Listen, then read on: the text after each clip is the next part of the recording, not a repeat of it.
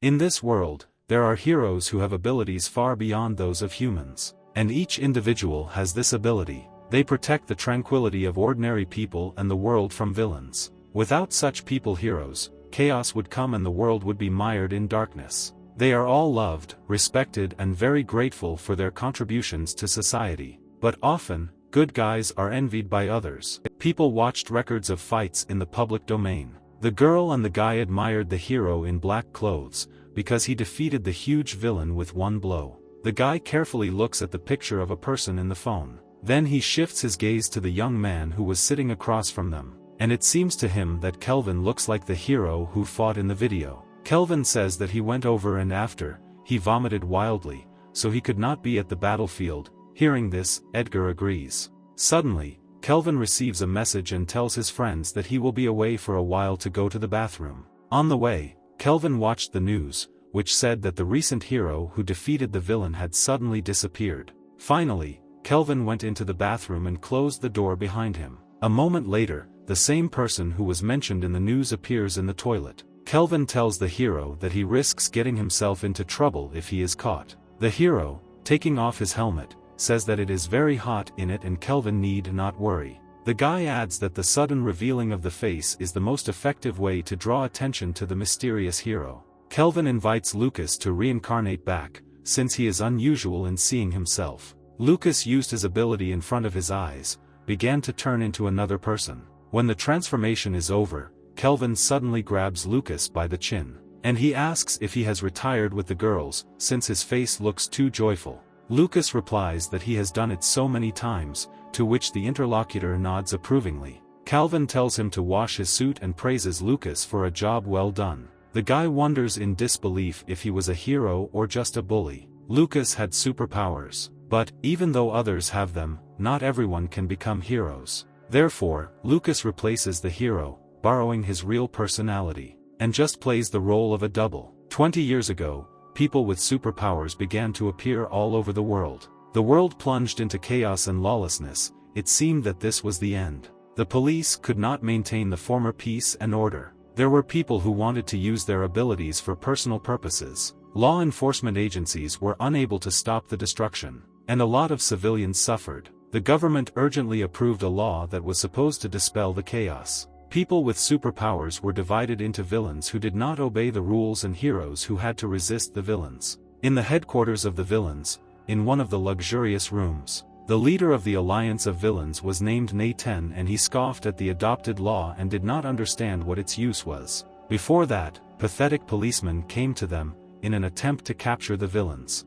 Nathan didn't believe there were heroes in the present. Suddenly, a window breaks and a masked hero with a red cloak appears. The villains laughed at the image of the hero in latex and his concept. The hero, turning to Nathan, says that he will punish him, according to the first paragraph of the law on heroes and villains. Nathan replies that he is too weak and he will beat him to death. The villain pounced on the guy with the intent to kill, but the hero did not retreat, but took the fight and used his ability. The next moment he punched Nathan in the stomach. The villain flew into the wall, destroying it, and fell to the ground. He asks the guy who he is and where he came from. The guy called himself a hero named Justice. Later, this victory made Justice the most popular hero, and marked the beginning of a heroic idol. Lucas has the ability to copy, but he can't fight villains with this ability. The guy came to his home, a stream of thoughts swallowed him up. Lucas envied heroes with strong superpowers and the fact that they can live to their fullest. But, despite this, he had a way to earn.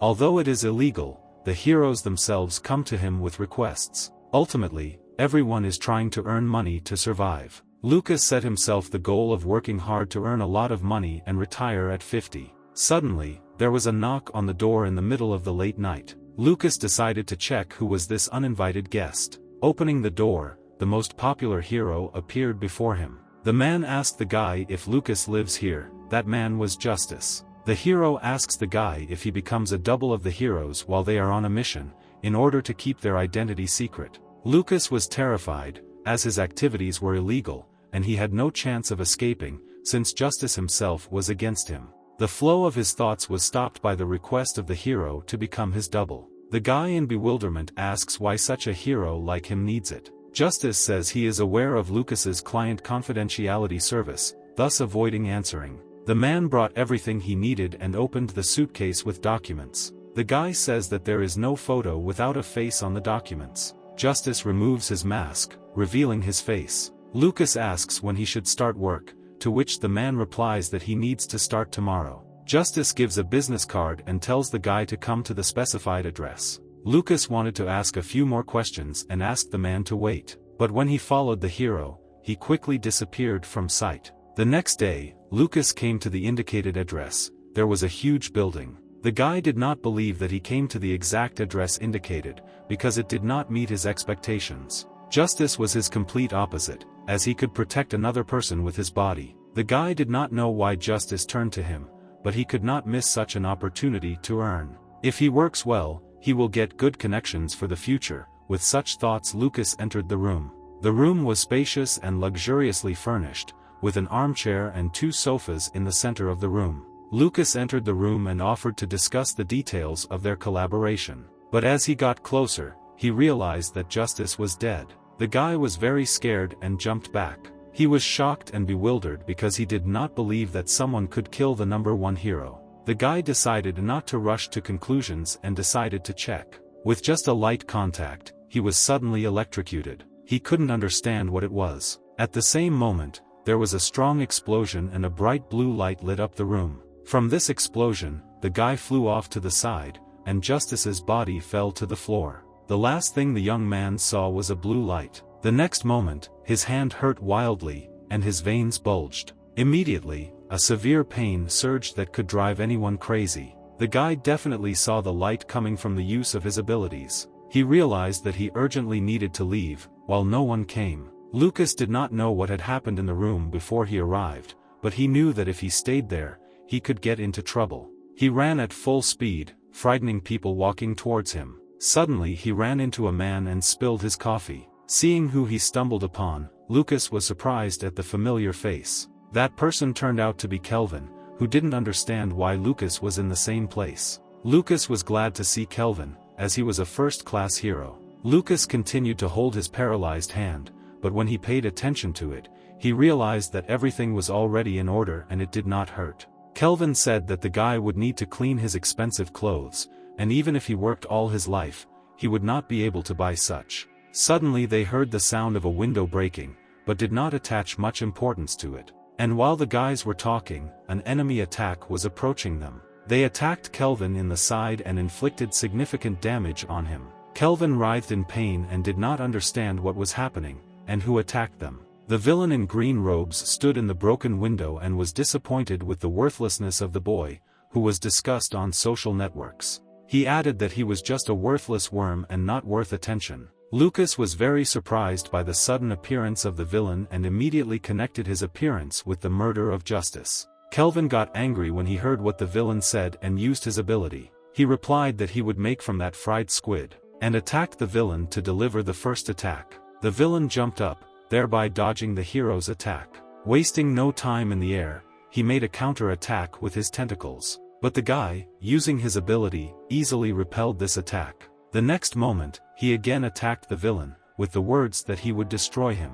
But it played into the hands of the villain, and he grabbed the guy with his tentacles. The guy did not expect such a trap and tried to free himself from the grip. The villain says that the guy is stupid, since he thought that there were only 4 tentacles and he had already lost. The tentacles began to choke the hero, and people, seeing this, began to scatter in different directions, losing hope. Lucas did not believe his eyes. He did not think that the villain could easily defeat Kelvin. After a short time, the guy stopped breathing, and the villain was disappointed with the weakness and stupidity of the hero. The next moment, the villain took on ordinary people and attacked everyone indiscriminately. The villain enjoyed the way people suffer, and Lucas managed to hide behind the bar. People were shaking with fear, and they were waiting for the appearance of Justice. They knew that he would cope with this villain.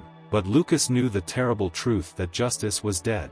These people would die waiting for a hero who wouldn't even come to their aid. Lucas was afraid. He could not cope with such a villain. He was not even a hero, and could not compete with people with strong abilities. And in the noise and confusion, Lucas's thoughts are interrupted by the crying of a girl. Unfortunately, the villain hears her crying and pays attention to her. The girl sat on the floor and rubbed her eyes with her hands, because she was lost and she was very scared. Lucas couldn't watch the girl being killed and started yelling at her to run away quickly. The villain was amused by this, and he immediately attacked the child. The girl could only watch as the tentacle approached her at great speed. Suddenly, a picture of how his younger sister was dying appeared in Lucas's memories. He couldn't bear to watch the scene from the past reappear before his eyes. He made a dash in an attempt to protect the girl. Lucas didn't know what to do and just instinctively tried to stop the tentacle with his hand. The guy wasn't sure if he could stop the attack. At the moment of contact with the tentacle, sparks of lightning appeared. Finally, Lucas was able to stop the tentacle with his hand. The villain was very surprised that his attack was stopped. Lucas unknowingly turned into Justice, thus protecting the girl. The guy felt that a completely new power was operating in his hand. He severed one of the villain's tentacles by force. Thus, he inflicted significant damage on the villain. Justice does not know what is happening here, but he says that he will punish the villain, according to the first law. Lucas felt that his body was filled with a huge force that he could not control normally. Regardless, this was the first time he had fought a villain, and he had no absolute certainty of victory. The villain did not expect the appearance of Justice, and he says that all his attempts are useless, since his tentacles have endless regeneration.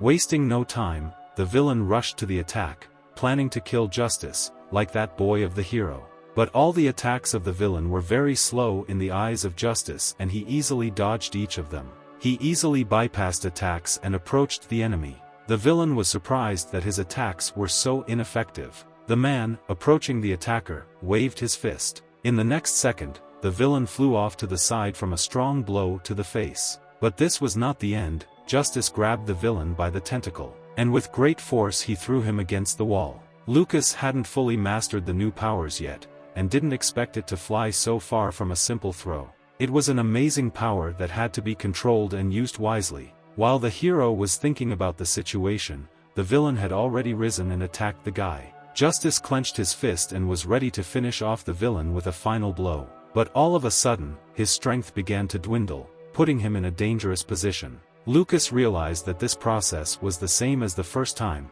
and he couldn't control the transformation. This was very bad, as without Justice's power, he couldn't do anything. The villain approached the guy very quickly, and it seemed that time had stopped. Suddenly, the villain was attacked by a yellow flash of light. She hit him and he flew far away. The bad guy was over and Lucas was very lucky. A young girl named Ashley came to the rescue. She admired Justice, and marveled at how he timed her attack. But he didn't really have enough hearing to hear her coming, but he was glad he survived thanks to Ashley. The girl admires Justice's speed and asks how he got to the scene before everyone else. At the same time, the villain is trying to escape while the heroes are distracted by the conversation. What he didn't know was that Ashley had superpowers for long distances. She shot yellow beams from her eyes and hit the villain again. She was amazed at the stupidity and arrogance of the criminal, since he decided to attack Mr. Justice. Turning around, there was no one in front of her, and the girl wondered where the hero had gone.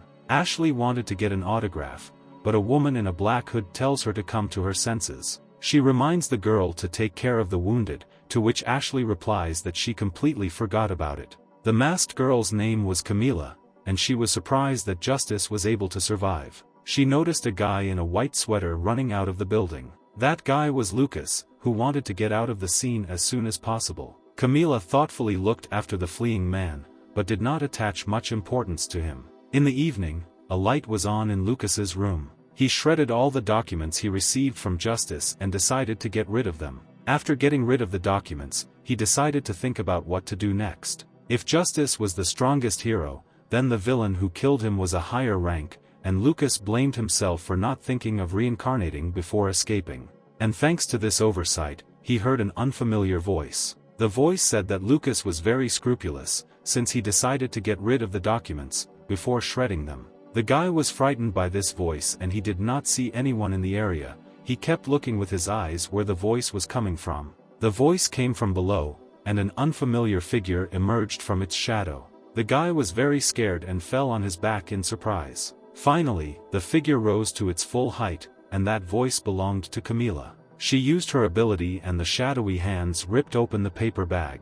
By manipulating the shadows, she returned the paper to its original state. Lucas, looking at this, could not believe his eyes, as he had never seen such a thing before. All the documents that he shredded were safe and sound. Camila carefully examined the documents. The next moment, she rhetorically asks Lucas if he saw that Justice is dead. She adds that she doesn't need people who know about this, as they can harm her. Camila attacked Lucas with her ability. The guy realized that the girl wants to kill him, and he has no other choice but to fight. And if Justice died because of her, then he must be serious. He knew he couldn't catch the shadows like the tentacles of that villain, but their attacks were similar. His plan was to avoid attacks and strike back at close range. Suddenly, he felt that the transformation would soon be over. He did not have time to approach Camila, as the transformation time was coming to an end. Camila realized that the guy in front of her was just an inept imitator. She adds that the guy is stupid, since he decided to imagine himself a fearless hero.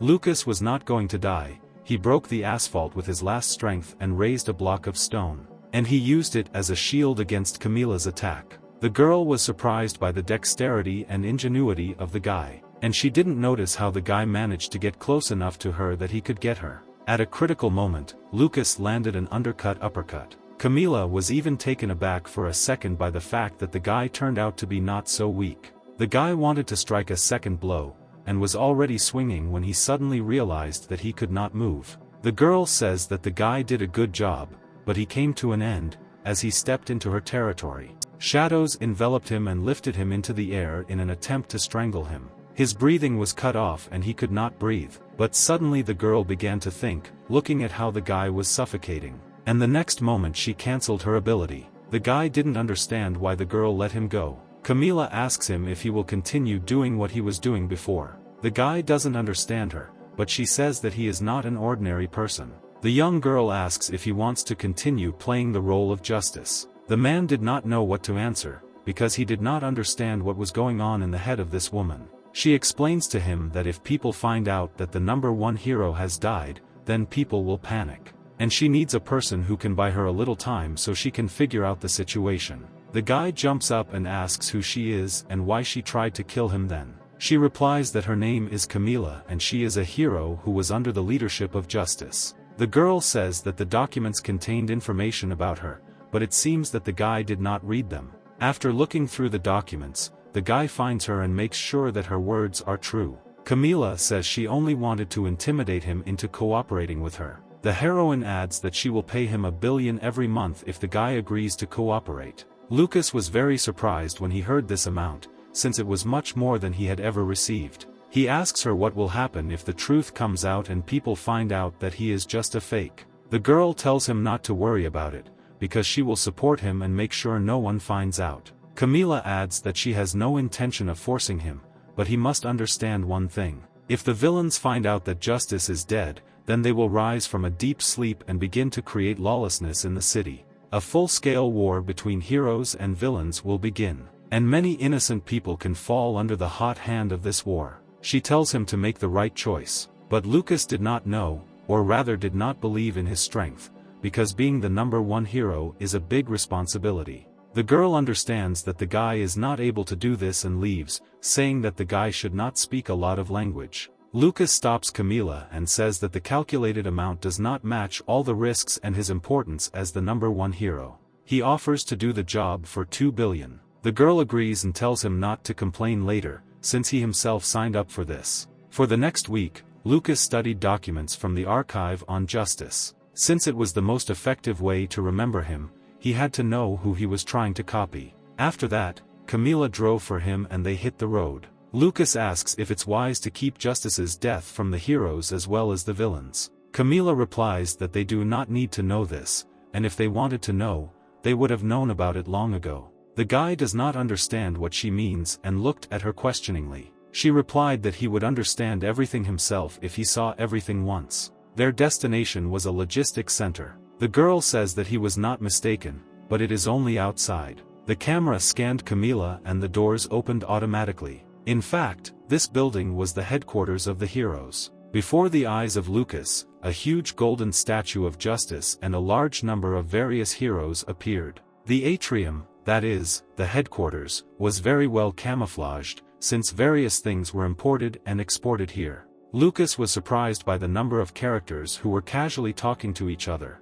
Someone ate or drank tea, and someone flew in an unknown direction on their own business. Finally they came to a huge door and stopped. Camila tells the guy that she wants to test the waters and that he should not go there with her. She adds that he should not draw attention to himself and just watch from the sidelines. There were also many heroes in the vast room, and gatherings of heroes usually took place here. The key leaders of all 4 teams of heroes have already gathered here, and they vigorously discussed the topics of concern to them. A girl named Helen was unhappy that it was their guardian group that was being blamed for the growing activity of the villains. Derek replies that it was on their territory that the most activity was noticed. He was ranked first in the superhuman team. And the man adds that activity has become less in other territories, and this shows that they do not work well. Helen replies that it's not their team's fault that their territory attracts a large number of villains. Norman, the second most powerful member of the superhumans, adds that it's not fair to allocate a large portion of the budget to those who do poorly.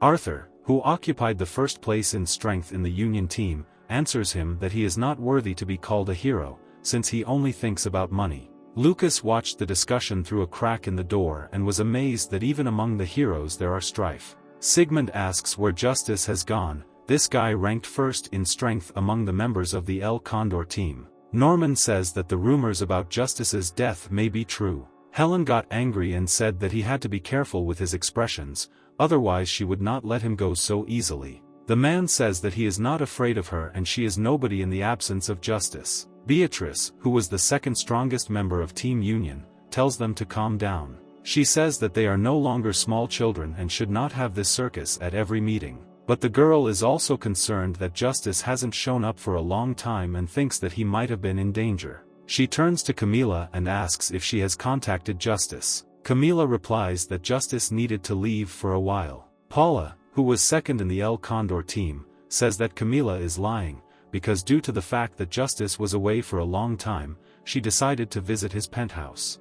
And she adds that she saw a pool of blood on the floor. The girl drenched in sweat and answered somewhat uncertainly that it was illegal to enter someone else's house. But everyone present was interested to know whether what Paula had just said was true. Camila was in a difficult position, since she could not avoid interrogation if Paula saw everything. Suddenly, Justice enters the room, confirming that Paula is telling the truth. Camila didn't expect Lucas to show up as she told him not to stand out. Justice apologizes to everyone for being away for a long time. He leaned on the table and said that he could explain to them what had happened. The heroes were surprised by the sudden appearance of Justice. Lucas knew that he could not leave Camila to be torn apart by them, and then he would be discovered, so he appeared with the goal of wrapping everyone around his finger. A minute before, Lucas heard the conversation of the characters and in particular what Paula said. After her words, he noticed that the atmosphere in the hall deteriorated, and the characters began to whisper. The guy understood that no one would believe the words of Camila at such a pace.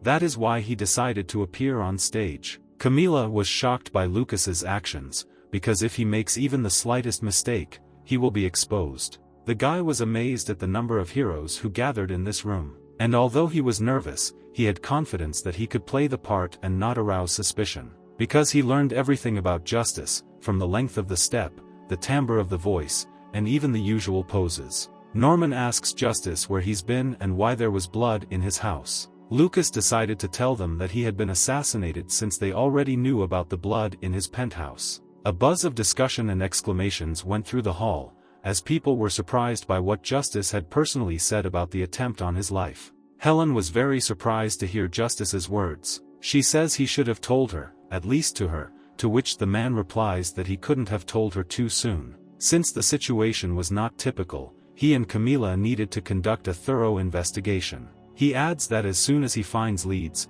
he will immediately notify them about it. He then asks Paula who gave her permission to enter his penthouse. The girl squeezed the toy tightly and replied that she was very worried. The hero sighed and said that now the investigation will be much more difficult, since those who were involved will become much more careful. Paula apologizes for ruining everyone's plans. Derek says that he can't believe this story, that someone is capable of encroaching on his life. He adds that someone should have noticed such a turmoil in the city center and his story should be checked, since Justice could set up an incident. Paula replies that Justice has no reason to lie and Derek is simply too meticulous. But suddenly he adds in a serious voice that Justice began to miss too many villains, caring only about the safety of citizens. Sigmund agrees with the girl and says that the hero should not worry about 1 or 2 lives when something more serious is at stake. So based on the above, they suspect that Justice may have made up the incident. Lucas was amazed that these characters had such a bad relationship that they wanted to cut each other's throats.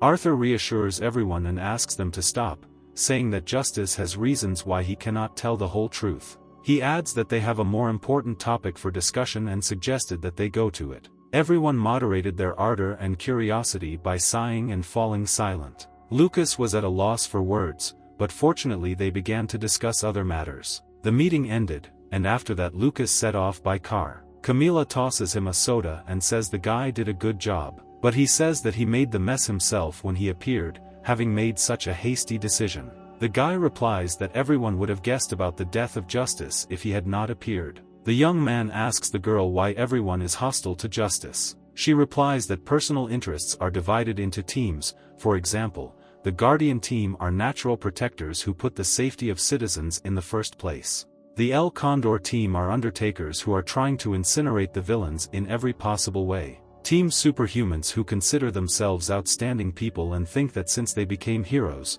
they are the chosen ones. And the Union team is an alliance pursuing only its own interests. Hearing this, Lucas realized that heroes are no different from politicians. The guy also asked what kind of hero Helen is, to which Camila replies that Helen is a talented young girl who has never lost to anyone, and she is a loyal subordinate of Justice. Hearing this, Lucas said that at the moment when he mentioned the assassination attempt, outwardly Helen pretended to be surprised. But looking closely, one could see that she was not at all dumbfounded. He noticed this, since his ability is to copy others to the smallest detail, and he is very sensitive to changes in facial expressions. But for now, it was too early to jump to conclusions on that alone. Finally, they stopped abruptly and the car door opened. Camila got out of the car and said that the villains began to weaken, while the heroes, on the contrary, became stronger with the appearance of Justice. And she added that the guy will be able to see the end of this era with his own eyes,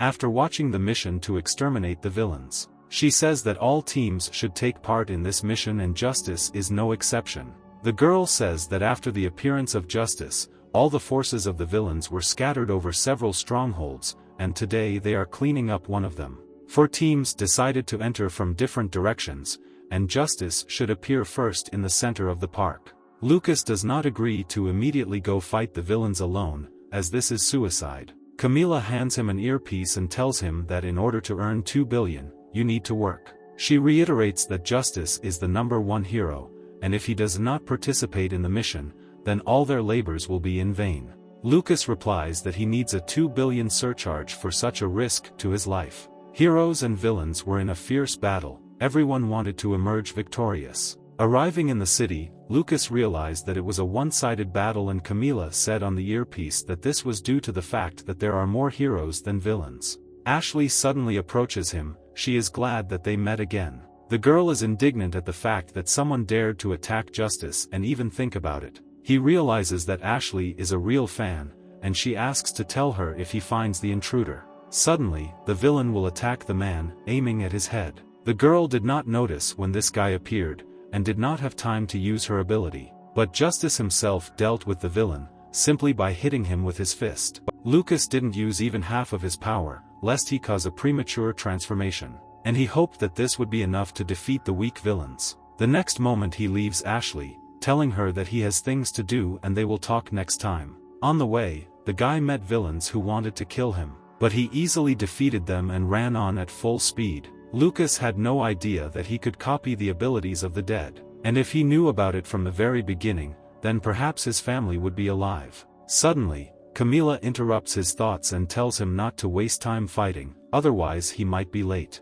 The guy realized that with a new ability he could help other defenseless people. He ran at great speed towards his destination, but suddenly a spear landed in front of him, causing him to slow down his speed. A man named Kaisar appears and says that he is honored to fight Justice. Lucas does not understand who this man is, since he saw him for the first time. Camila explains to him that this is a villain who kills heroes for fun, and so far this is too difficult an opponent for him. The guy realized that since he could not cope with him, he just had to get around him. But Kaiser grabbed him by the neck and knocked him down to the ground. And in the next moment, the villain set up his Colosseum, from which it is impossible to get out. Once he was trapped, the man had no choice but to fight. Justice stabbed his opponent, but for him, any kind of injury was unavoidable while he was in the Colosseum.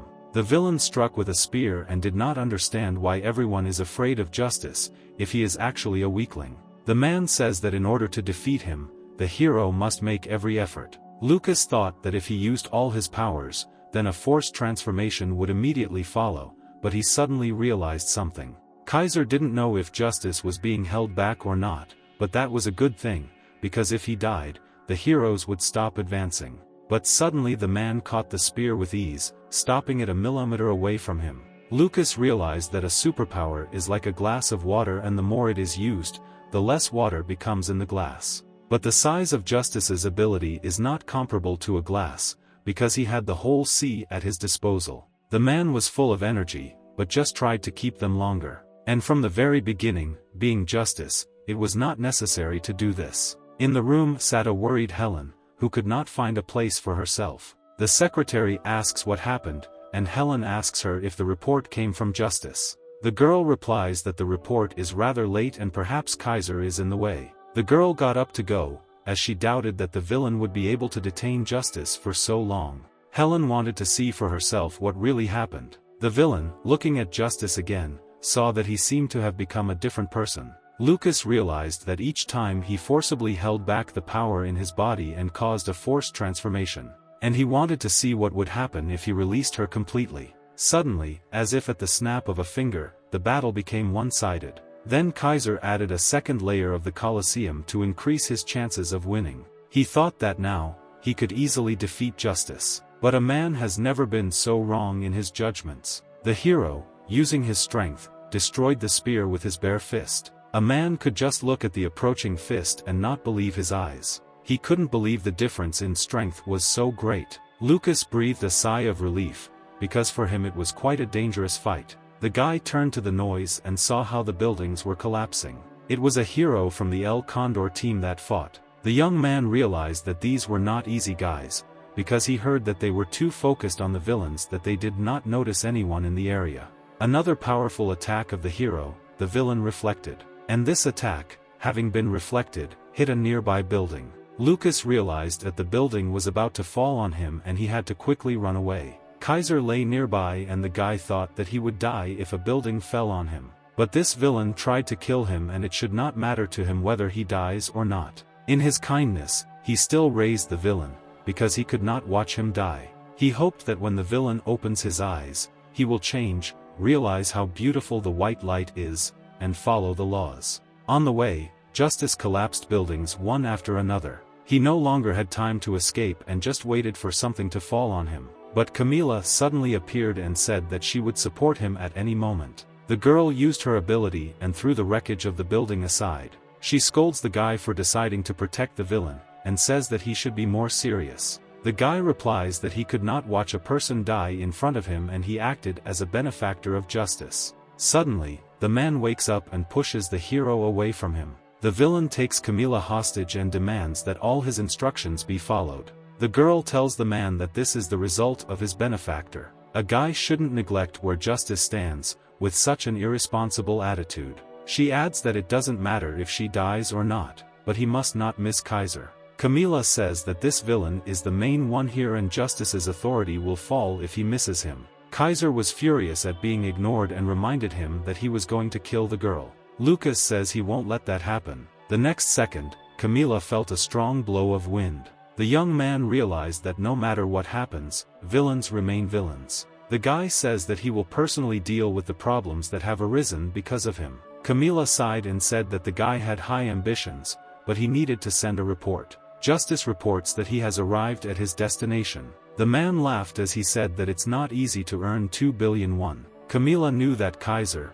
though an eccentric, but a worthy opponent. And no matter how great Justice's power is, this villain is not someone who can be defeated with yesterday's skills. The girl thought that Lucas was just a money-obsessed boy, but suddenly she realized that she could rely on him. From above, on the roof of the building, a man was watching them. That person was Helen from the Guardian team. She felt that something was wrong with Justice and in the current situation. When the job was done, Lucas breathed a sigh of relief. He was lucky that after the loss of self-control, there was no forced transformation. Camila says that she is glad that the guy can freely control Justice's power. The young man was a little embarrassed that the girl had become kinder to him. Also, during the mission, Lucas decided to see if he could also absorb another person's ability. When touched, there was a reaction, but there was an unpleasant reciprocal feeling that was reflected in my head. There was definitely a reaction, but nothing more, although for a moment he felt the absorption of power. And then, the process was forcibly terminated halfway through. The girl assumes that the guy can absorb only one ability, or the power of Justice itself is too strong. The guy says that it is too early to draw any conclusions, since there is little information, and the girl agrees. Camila says that in any case, they have worked hard and deserve a rest. This always happens after the Guardian team wins. Everyone was happy about the appearance of Justice and the fact that they won. Lucas realized that a lot of people believed in him. He took a glass of beer and drank it in one gulp. Two people stood outside the room and looked with disdain at how they were having fun. Derek started to walk away and said that they won't be happy for long. Norman asks the man if he has a plan, to which he replies that perhaps there is, but in any case, everything will change soon. The next morning, at Lucas' new penthouse, he woke up with a terrible hangover and his head was pounding with pain, and he was even ashamed to remember what the heroes did yesterday. However, when he left his room, he was struck by the luxury in which he would now live. In addition, 2 billion won were transferred to his account. Lucas is very happy that he has finally achieved unprecedented success. However, this will not end, because Justice was actually killed. On the table lay the autopsy report provided by Camila. As a result, no injuries were found, but the activation of the ability before death was revealed. The guy was very curious to know the truth of what really happened. He heard a noise and thought it was Camila coming to discuss the details of the document. But to his surprise, it was Helen. The guy hid behind an armchair and did not understand what Helen had forgotten here and why she came here as if to her home. Helen calls for Mr. Justice, as she heard his voice. She asked him what he was doing there,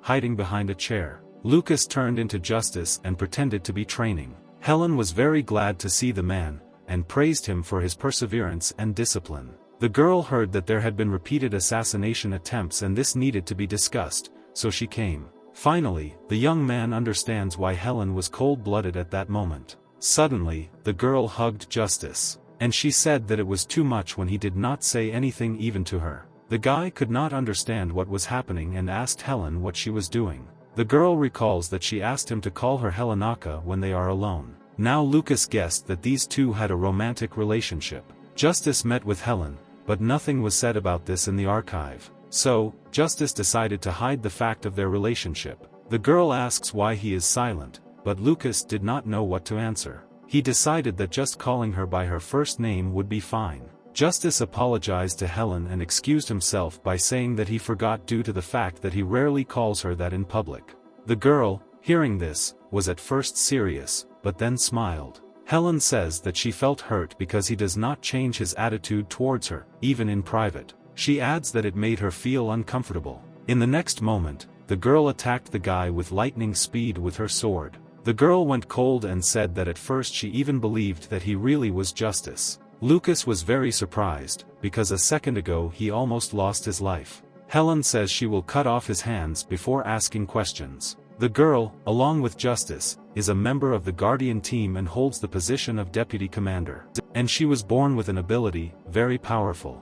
This ability was called Speedster, that is, ultra-high acceleration. The whole interior of the house was cut very precisely and accurately. The guy realized that the girl had perfected the movements to perfection.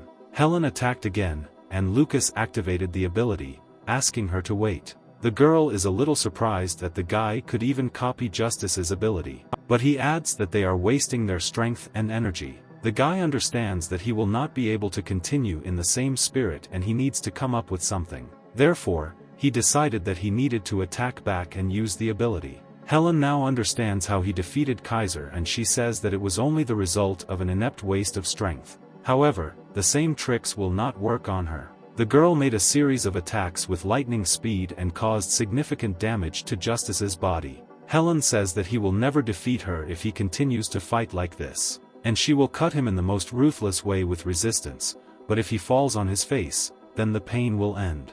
The guy does not agree to her terms, and the girl rushes to the attack. She stabs him in the chest with her sword, and blood rushes from the wound. Lucas says that he couldn't land a single hit on the girl because of her speed, but now, she won't be able to move as he grabbed her arm.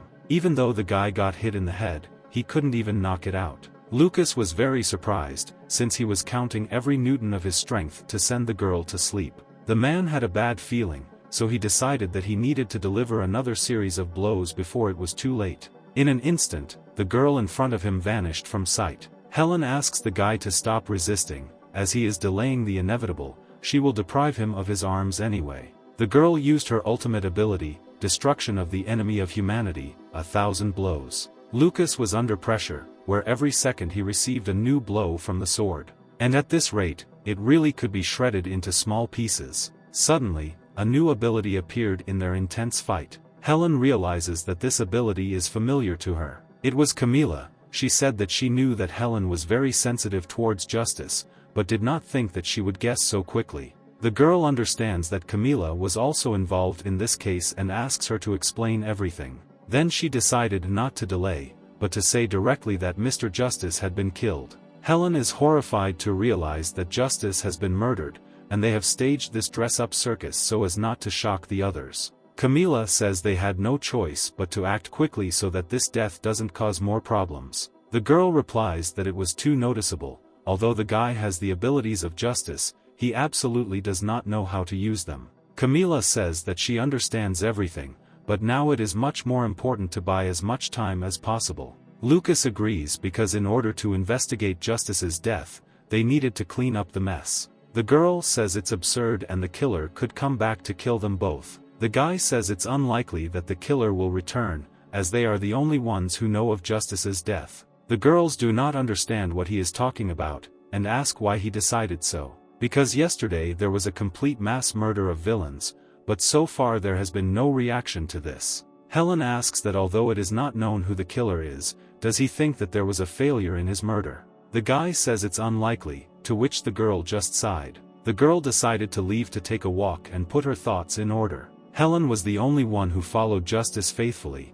and now she must have a mess in her head. And now she has become the only link in the Guardian team. Since before Justice followed the routine within the team, but now, in his absence, the heroes can scatter, leaving Helen alone. Camila is indignant, because such people are not worthy of being called heroes, and they were no different from a herd of sheep that must be led. That is why they must carry out their plan at any cost, so that the heroes do not leave their posts and hope burns in the hearts of people. Lucas finally understood why Camila got involved in this adventure. Suddenly, the girl received a message and told the guy to get ready for the second mission. They came to the dining room and the guy could not start the meal, because everyone was looking at him. Everyone was surprised by his appearance and wondered why he was here. The man does not understand what he needs to do, to which the girl replies that everything has already been done. She explains that there was an assassination attempt on him recently, and he must show everyone that he is all right. The guy understood,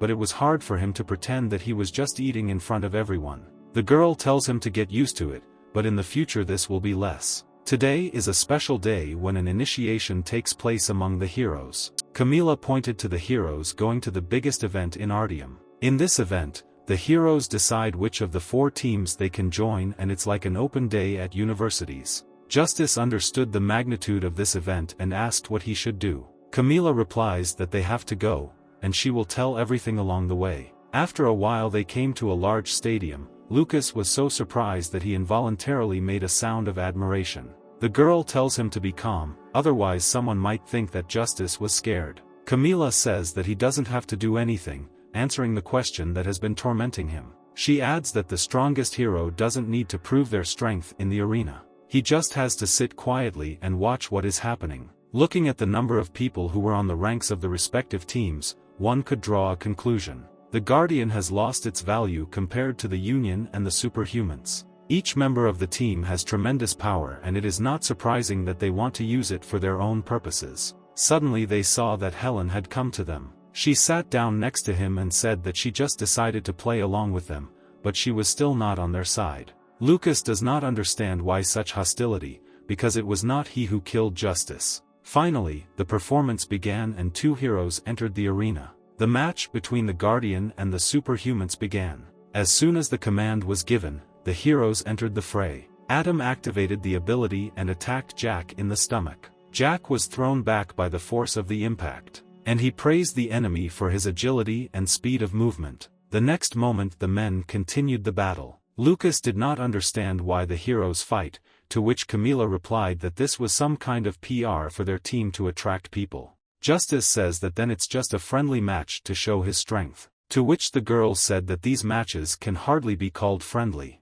In the arena, meanwhile, Adam knocked Jack to the ground and broke his hand. Lucas couldn't bear to watch and stood up, telling them to wait. But Camila stops him, reminding him that she told him not to do anything. Although there is bullying, these fights are fierce battles for power between the teams. So basically he's not doing anything illegal, and even Justice has no right to interfere. Adam asks why Jack does not give up. Is he really waiting for an injury to both hands? But then he apologizes, because he realized that he cannot give up while his hand is chained to the floor. Adam says that he will probably start breaking his arms, but suddenly a hand stops him. The girls were surprised and could not understand what this boy was doing. Lucas entered the arena because he remembered his younger sister, who admired the heroes. She believed that it was only thanks to heroes that they could live safely and peacefully, and he couldn't watch Adam beat up a hero like himself with a smirk. Justice says he should be ashamed of his behavior. Adam does not understand what he says and answers that he has no right to interfere. The guy asks what the number one hero will do if he doesn't listen to him. Adam decided to attack Justice with his ability, because she could control gravity and increase magical power. He was about to blow up the unfortunate hero who grabbed his hand so casually, but Justice simply squeezed his hand, dealing damage and preventing him from activating the ability. The man says that Adam could have just let Jack surrender and not hurt him. Derek suddenly appears and saves a hero from his team from Justice. Derek activates his ability and pushes Justice back. He says that the number one hero needs to fight someone of his level. The newcomers were surprised that at the very beginning they would be able to see the fight of the legends. Helen got up from her seat and wanted to stop the fight in any way. Camila also understood that Lucas could hardly control Justice's power. Given the way he used power before, he had no chance of winning against Derek. Justice says that they don't need to fight and they can resolve everything peacefully. But the man does not agree, as his authority will suffer if he retreats now. Lucas realized that there was nowhere to go, and he went on the attack, activating the ability. Derek blocked his shot and said that Justice forgot something. The guy felt the strength leave his body, and could not understand what was happening. Derek activated his ability and said it was now his turn to strike. Justice managed to block the blow with his hands, but he injured his hand in the process. All the attacks he made on the man were useless, and he just fought back and fought back. The battle was one-sided. Lucas guessed that Derek could project his own attack. The man said that Justice was losing his grip and had become somehow weak. The guy just took one blow after another. The watching heroes could not understand what was happening and why Justice allowed himself to be beaten. Derek's ability is the absorption of other people's powers. He absorbs any power of the enemy. Then he attacks with it, but with a multiplied coefficient, adding his own to someone else's strength. No matter how strong the attack,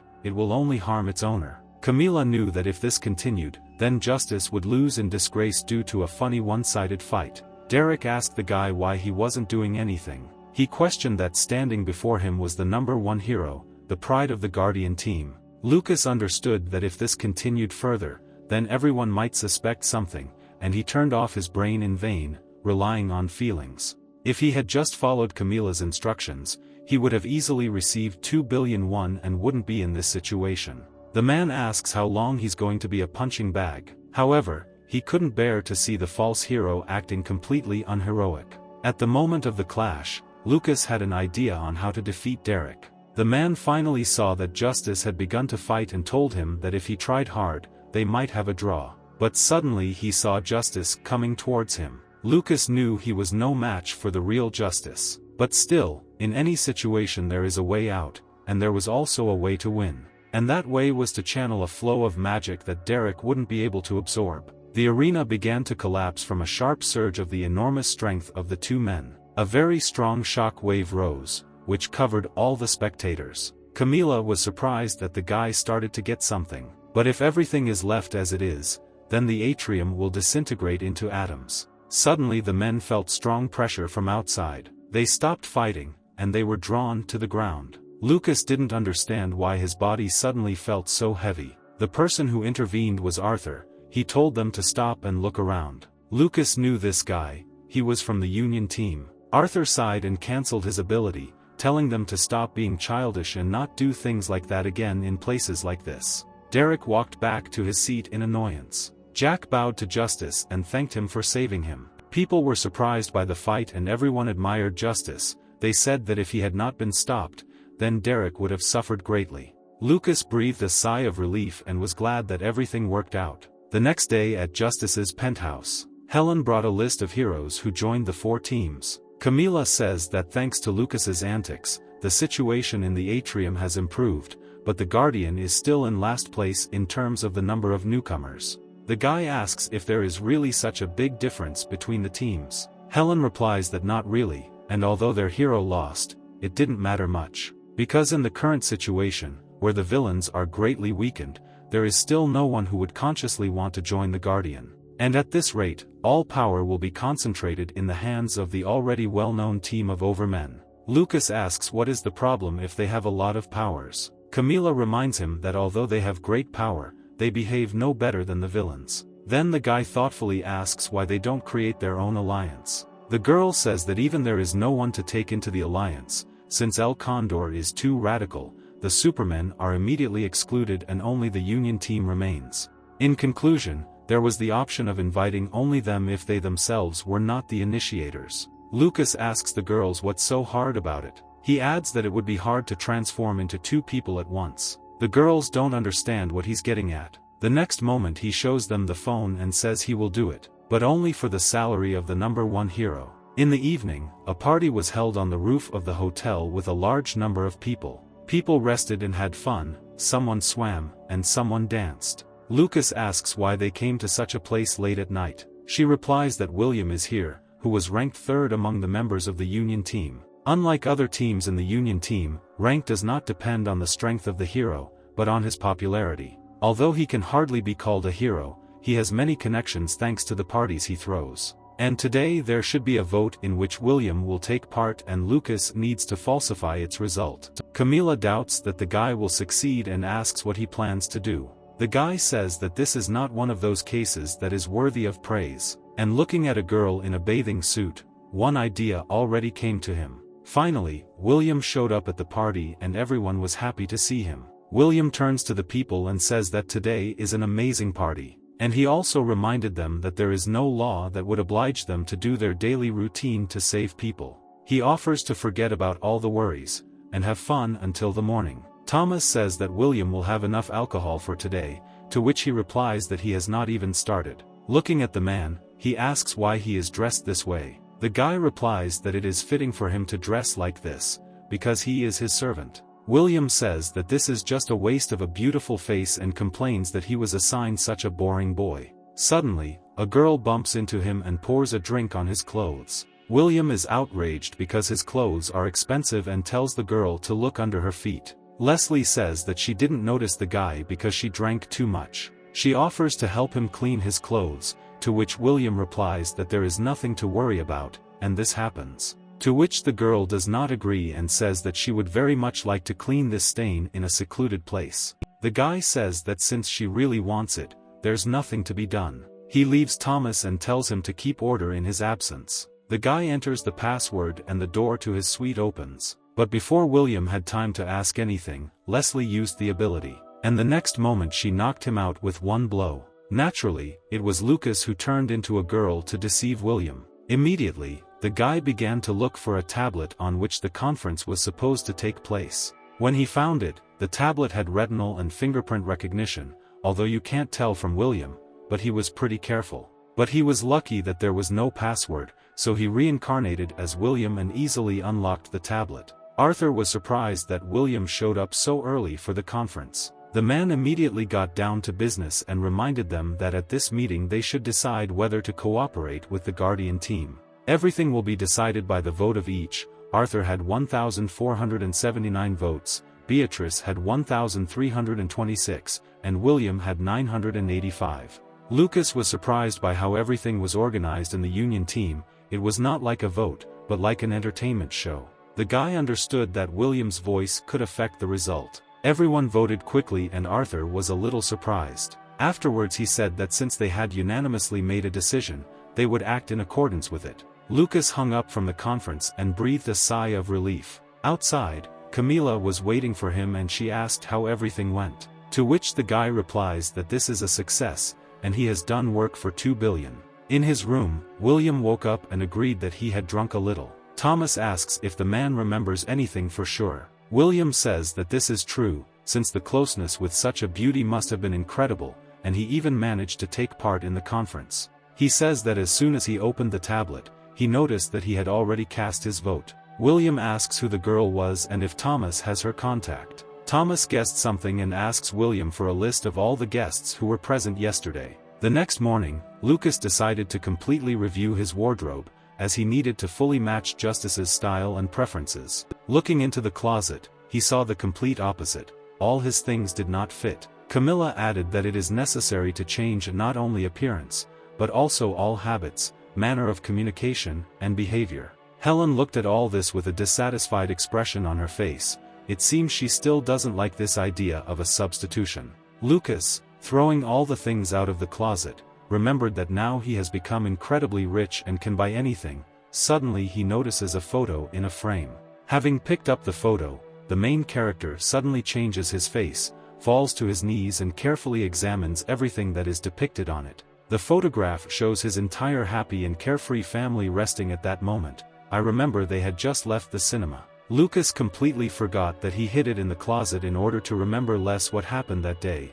Longing for his family is visible in his eyes. Thinking about how wonderful it would be if his little sister saw him transform into Justice, she would be delighted. Just thinking that you definitely need to take the photo with you, the frame breaks and it flies straight under the bed. Dissatisfied with his clumsiness, Lucas tries to lift the bed and, not calculating his new enormous strength, throws the bed like a feather. There is a look of fear and surprise on his face at how he managed to pull this off. A little later, in the office, the main character and Camila discuss what happened at home. Lucas says that the surge of strength began abruptly this morning and he excitedly says that he doesn't know what's happening to him, taking the pen and breaking it as soon as he touched it. Camila suggests that he somehow became more sensitive to Justice's abilities and his superpower began to awaken. With a stupid expression on his face, Lucas asks how this is possible. He can only copy his appearance and gain a little power from it. Then his interlocutor began to explain that, like human muscles,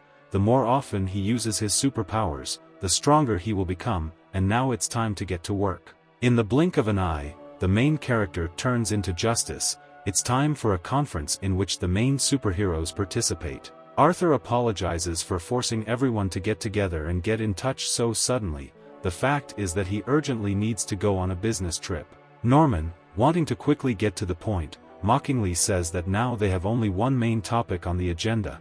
This is a more productive distribution of our forces. The head of the team says that everything was correctly noted. The conversation will be about this. El Condor decided to establish an alliance with the Guardian team. Hearing his statement, Norman is angrily indignant at why everything was suddenly decided so quickly and how they came to this. As if not noticing his attacks, Arthur continues, all decisions depend on the results of the vote and, as it turned out, the majority believes that now more than ever it is necessary to concentrate on capturing the remaining villains. Getting even more angry, Norman says that this is all nonsense and he doesn't like this idea. Suddenly Sigmund, squeezing the bandit's head, asks why he should concentrate on catching the villains in words. He sharply began to express his dissatisfaction, whether there were any good reasons for this. Jumping at this question, Norman replies that as a result of the last mission, the main base of the villains was destroyed. Then Justice says to stop arguing, this is a waste of time. his thoughts regarding this situation are completely different, and clearing the main camp does not provide any guarantee of complete deliverance from the enemy. Helen, in complete calm, adds that she completely agrees with the opinion of the head. With the same displeasure on his face, Norman wants to object, but his objections are immediately stopped by Derek. And in a languid voice he says that the decision was unanimous. How can one object to the opinion of the entire team? The complete destruction of the villains will bring peace and tranquility. This time he supports Guardian's intentions. Surprised by himself, Lucas in Justice's body thinks about how everything came to this skirmish between the heroes. The end of the negotiations is approaching. Returning to Lucas's rented apartment, Camila looks in surprise at the hole in the ceiling that appeared after an unsuccessful prank. She asks how he will justify himself to the landlady, and whether he has any thoughts on this matter.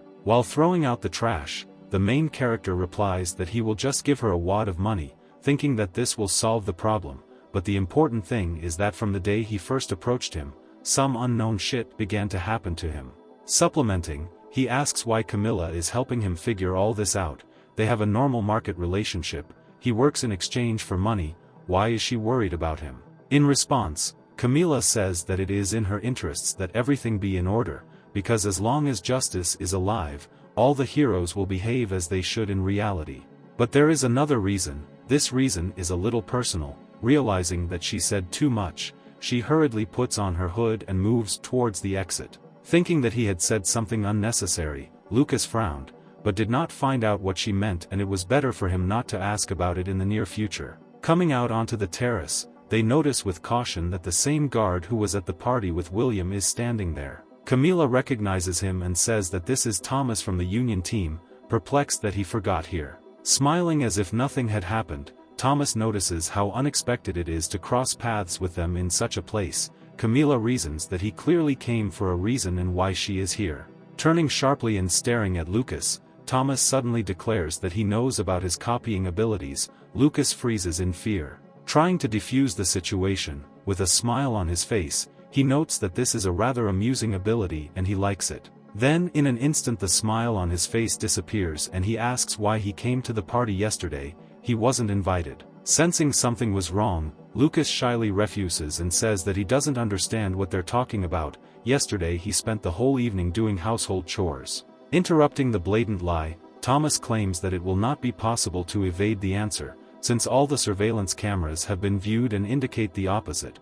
One of the cameras clearly shows that he has reincarnated as a girl. After which he did everything that was planned, returned to his previous appearance and calmly left the hotel. Then Lucas realized that he had missed one camera and began to declare that everything was not as he thought. He just got drunk and accidentally stumbled upon William, and he began to seduce him. Assuming that this was just an incredible coincidence, Thomas said, "It means I was just being paranoid." Suddenly his face became terrifying and he asked a rhetorical question as to how Lucas would explain his transformation into Justice. Both froze from fear and fear of being declassified, and Thomas continued, "He cannot be sure, but there is an assumption." Before he can finish speaking, his hand pulls out a tooth with lightning speed. Blood pours out of his mouth, but there is not a drop of pain on his face. "I don't understand what's happening." Jumping back, "No one understands what's happening, why all this is happening." Then their guest, without losing his advantage, with a slight movement of his fingers launches his tooth with furious force. Flying over them, it turns into a huge dome. Everyone stands in a stupor from fear and cannot do anything. The next moment, the dome covers Camila, which frightens the main character. He is confused. At this moment, a bone resembling a sharp blade appears from Thomas's hands and he demands to return to the conversation.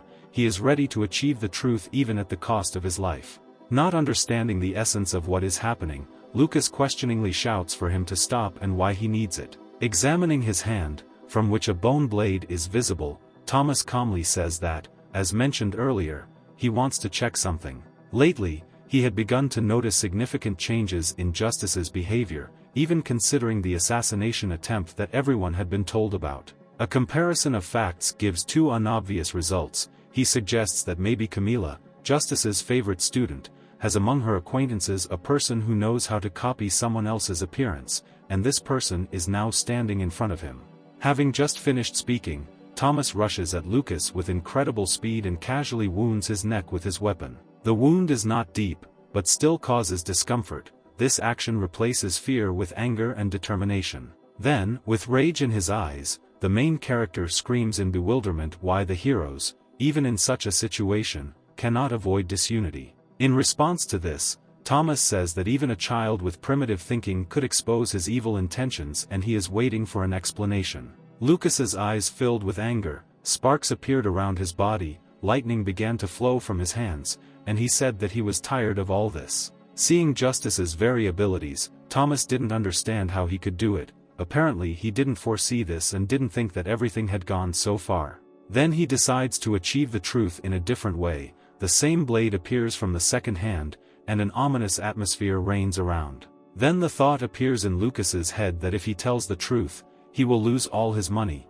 and what's even worse, perhaps it was this scoundrel with blades who killed Justice. But this no longer mattered. The fists began to fill with strength that was difficult even to restrain. He rushes at his opponent, but with a sharp and precise movement he throws Lucas' hand away and redirects the powerful blow to the side. He also noted that he does not know how to control such enormous power, but it's a pity that if he had the power of Justice, he would have controlled it much better. Smiling, the main character says that he sees the frustration on his face and that he is probably very upset that he does not have such power. In response to this, Thomas furiously declares that he is too irresponsible about everything and disposes of her only to satisfy his desires, after which he rushes forward. Having almost pierced the protagonist's skull with a quick lunge, Thomas puts him on his shoulder blades, but Lucas manages to stop the blade at the last moment. The forces are clearly not equal. A little more and everything will end in tears. In an instant, Lucas throws his opponent aside and grabs him tightly by the arms, not allowing him to even move. Thomas suddenly notices and says that he seems to be fighting at full strength, but still cannot wake up. Not understanding what he is interpreting, the guy thinks about what it means to awaken and why it was said. He does not know that thanks to awakening, he can improve his performance and become much stronger, but the hero's strength increases based on his most sincere motives. Only there he can shine brighter than others. Thomas, gritting his teeth, yells that it's obvious how mediocrely he wastes the gifted power. Without even knowing about the awakening, there is still a lot of misunderstanding in Lucas's eyes. Looking straight into the eyes, Thomas continues, "Is it really true that holding the opponent's hands, in the boy's opinion, will be enough to win?" After which he says that he can distribute force to any part of his body. At this moment huge tusks emerge from his elbows, from which Lucas miraculously dodges. After which he rushes with all his might at the offender, because he remembers that Camilla is still in this cocoon and no one knows what's wrong with her. Everything needs to be resolved as quickly as possible. Out of surprise, Thomas does not understand what is happening, loses his mind for a second and comes to his senses again. At that moment he receives a blow. From the uncalculated force of the blow, Lucas' knee seems to be covered in fire, and he writhes in pain. Then the question follows, in which part of the body does a person have the strongest bone? But Lucas doesn't seem to hear him, standing on one knee and bursting with pain. Then Thomas himself, answering his own question, says that the answer is outrageously simple. In the skull, his face is covered with a bone mask. He irritates Lucas terribly, but he admits he is right in his forgetfulness. Well, this will be remembered forever. Despite all this, Thomas understands and thinks to himself that during the entire fight he could not land a single blow. What is hidden in this boy? Having risen, the main character pulls himself together, takes a deep breath and decides to put an end to this confrontation. Before, he was only concerned about conspiracy. He wanted to quickly finish everything that he was dragged into. However, from the moment he was unable to save his family, Lucas constantly hated himself for not being strong enough to protect the people he loved. Thinking about this, the boy does not notice how the enemy got close to him and said that he would not be able to scratch him and it was time to surrender. Thomas was right. Even with Justice's power, which still needed to be mastered, there was still little chance, but despite this there was still hope. Charging his fist to full power, everything around him pale in comparison with this power, Lucas strikes. The blow flies past Thomas and he, pointing his blade at the back of his opponent's head, exclaims with mockery that he warned them that their strengths were incomparable. Turning around, with fire in his eyes and a wide smile, the guy reports that he was not aiming at him at all. A broken koken can be seen behind him. Camilla is freed. In a matter of seconds, Thomas's entire body is enveloped by shadow tentacles, immobilizing him, not giving him a chance to come to his senses. Camilla thanks for the release and is going to ask the ill-wisher a couple of questions, but before that she is going to beat the crap out of him. It seems he can't free himself. Now he can only wait for his fate. Imprisonment in a bone cocoon has madly angered the mistress of the shadows. The madness in her eyes is terrifying. Thomas seems at a loss and doesn't know what to expect next. The shadows squeeze his body more and more. But the whole situation suddenly turns upside down and a bone suddenly appears from the forearm, which easily cuts the shackles. The intruder says that he already mentioned how his abilities work. Bones can appear from any part of his body, even if he himself is immobilized. Without thinking twice, Camilla releases a stream of several shadows to prevent the enemy from being released. But he suddenly puts a block from a pile of bone tissue and easily cuts all the obstacles in his way. It seems unstoppable. Breaking the sharpest blade from his body, Thomas launches it, hoping to wound or at least confuse his attacker. The blade almost hits Camilla right in the head, easily digging into the wall. She is not discouraged. It seems a little more and everything would have ended fatally. Taking advantage of the confusion and distraction of his opponent, Thomas strikes the next blow. It seems this swing will definitely hit the target. It turns out that everything is not so simple. Being in amazing shape and having a quick reaction, Camilla, using a shadow portal, ends up behind the enemy. Watching this mind-blowing fight, Lucas stands with his eyes bulging. The level of fighters in this battle is quite high. This guy fights on par with Justice's own student. Having assessed the situation, Thomas understands that his opponent is quickly closing the distance and attacking with shadows from a safe distance. Then he can do the same. Having pulled out another tooth, with a sharp movement, imperceptible to the common man, as if a live cartridge were being torn out of his hands, a bone projectile was being torn out. This time it is divided in two and several traps are already flying from above. It will not be easy to dodge such a trap. Saying that he won't be able to pull off the same sneaky trick twice, Camilla sharpens her day and cuts off the enemy's attack. At this moment, she notices that Thomas has disappeared from sight. Where did he go in such a short period of time? Justice's students gaze darts from side to side, trying to find the intruder. Attempts are in vain. Suddenly, out of nowhere, a threat appears from above, but the shadows can predict the enemy's movements and instinctively protect their mistress. She jumps back quickly and fires dark purple streaks at Thomas's landing spot. Perhaps this is the end. Despite the accurate hit, he manages to precisely build a bone shield on his chest, which easily repels the attack. Crouching, collecting all the shadows in the area, which sent tremors throughout the building, Camilla says that he managed to make her fight seriously. With a sharp movement of both hands, a cloud of ominous energy rises up, obeying the movements of the mistress. Her gaze has become even more terrifying. Huge shadows appear over Thomas's head in the form of a mouth of waves. Terrifying. This is one of the strongest abilities, called a shadow tsunami. If it collapses on him, it will be hard. This entire incredible cloud of energy covers a huge area of the building. A little more and everything will collapse. The ability slightly hurts the enemy, but he is miraculously saved thanks to the bone armor. And at the same moment he appears behind Camilla. With the last of his strength, Thomas concentrates all his strength in his hand, trying to deliver the final blow. Lucas, rushing to help, fearing for his mentor, tries to warn her, shouting her name. Just before the end of the attack, Justice's student, with a carefree expression on her face, reports a shadow behind her that will pierce Thomas at any moment. After this news, he freezes. In a commanding tone, Camilla says that the time has come to stop. It is clearly clear that from the very beginning the stranger did not try to kill anyone. Lucas can't understand what's going on here at all, because the enemy almost killed them a couple of times. In fact, it would not have been difficult for Thomas to deprive them of the ability to breathe with just one touch, but this did not happen. What goals he actually pursues. Confirming everything that has been said, the guy says that given the circumstances, the case of killing Justice, which was mentioned at the meeting, was not at all unsuccessful. Justice is indeed dead. Taking a flash card out of his pocket, he claims that there is footage of Lucas' transformation into the leader of all heroes. He will have many difficulties with this material. If this is revealed, then everyone will consider the copy hero a murderer and then he will immediately come to an end. Having finished the phrase, Thomas breaks the flash drive with a snap of his fingers.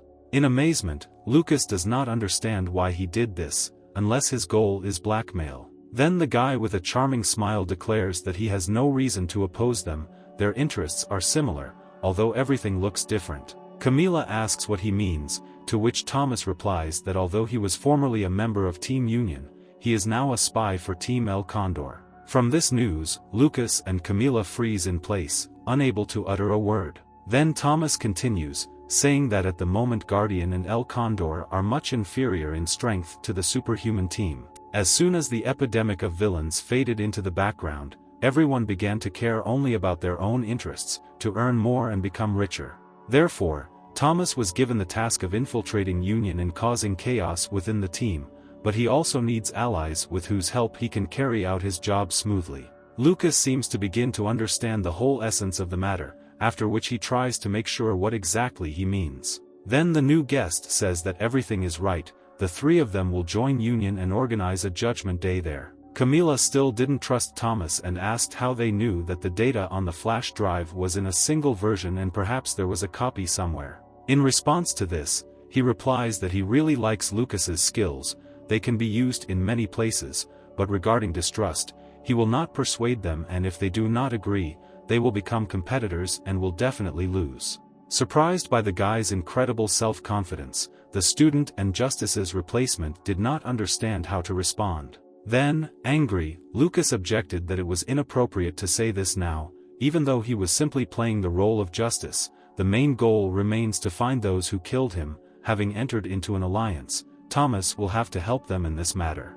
The guy with silver hair replied that he understood everything perfectly and agreed, because then he might have a chance to personally kill the vile killer Justice, and that sounds cool. The main character then thought that if Thomas was on the El Condor team, he madly hated the villains and this could mean that he would be quite suitable for them as an ally. Tired of waiting for an answer, he forces him to quickly decide whether they are for him or against him. Camila and Lucas looked at each other. It seems that the girl likes the mood of her comrade in arms and leaves the right to make a decision to him, but first you need to hear what Thomas has in mind.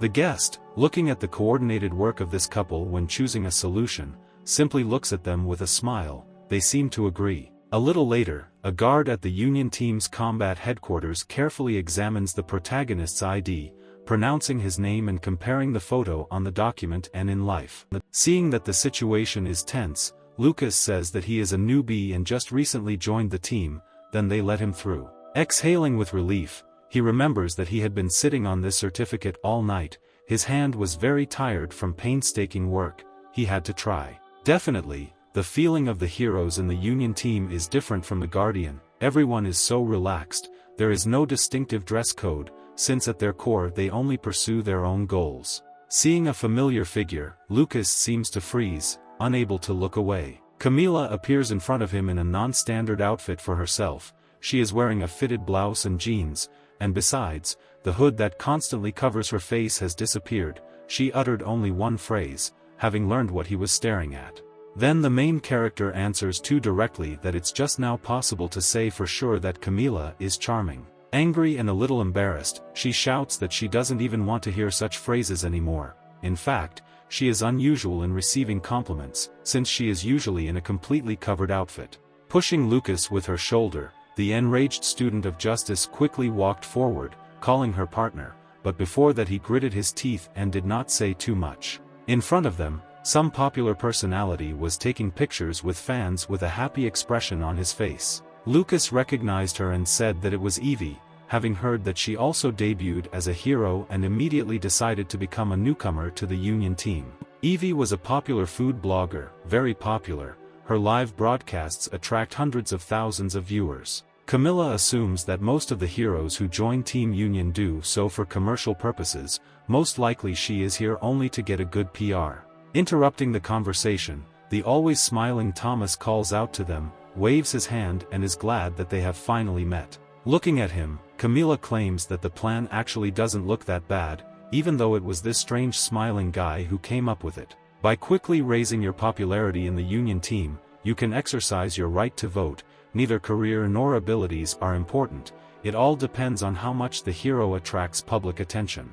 Lucas asks his partner whether she won't arouse suspicion, having just yesterday been part of the Guardian team. Even despite this, how she can gain popularity in Union. Having overheard the conversation and coming closer, Thomas confidently declares that there is a way and will soon tell about it. A little later, our heroes find themselves at a lecture about abilities. The teacher says that any ability is based on the so-called manifestation. Depending on the manifestation, the same ability can be used in different ways, that is, manifest differently, giving different abilities. Continuing the lecture, the teacher says that in rare cases it happens that the manifestation proceeds a little differently than expected.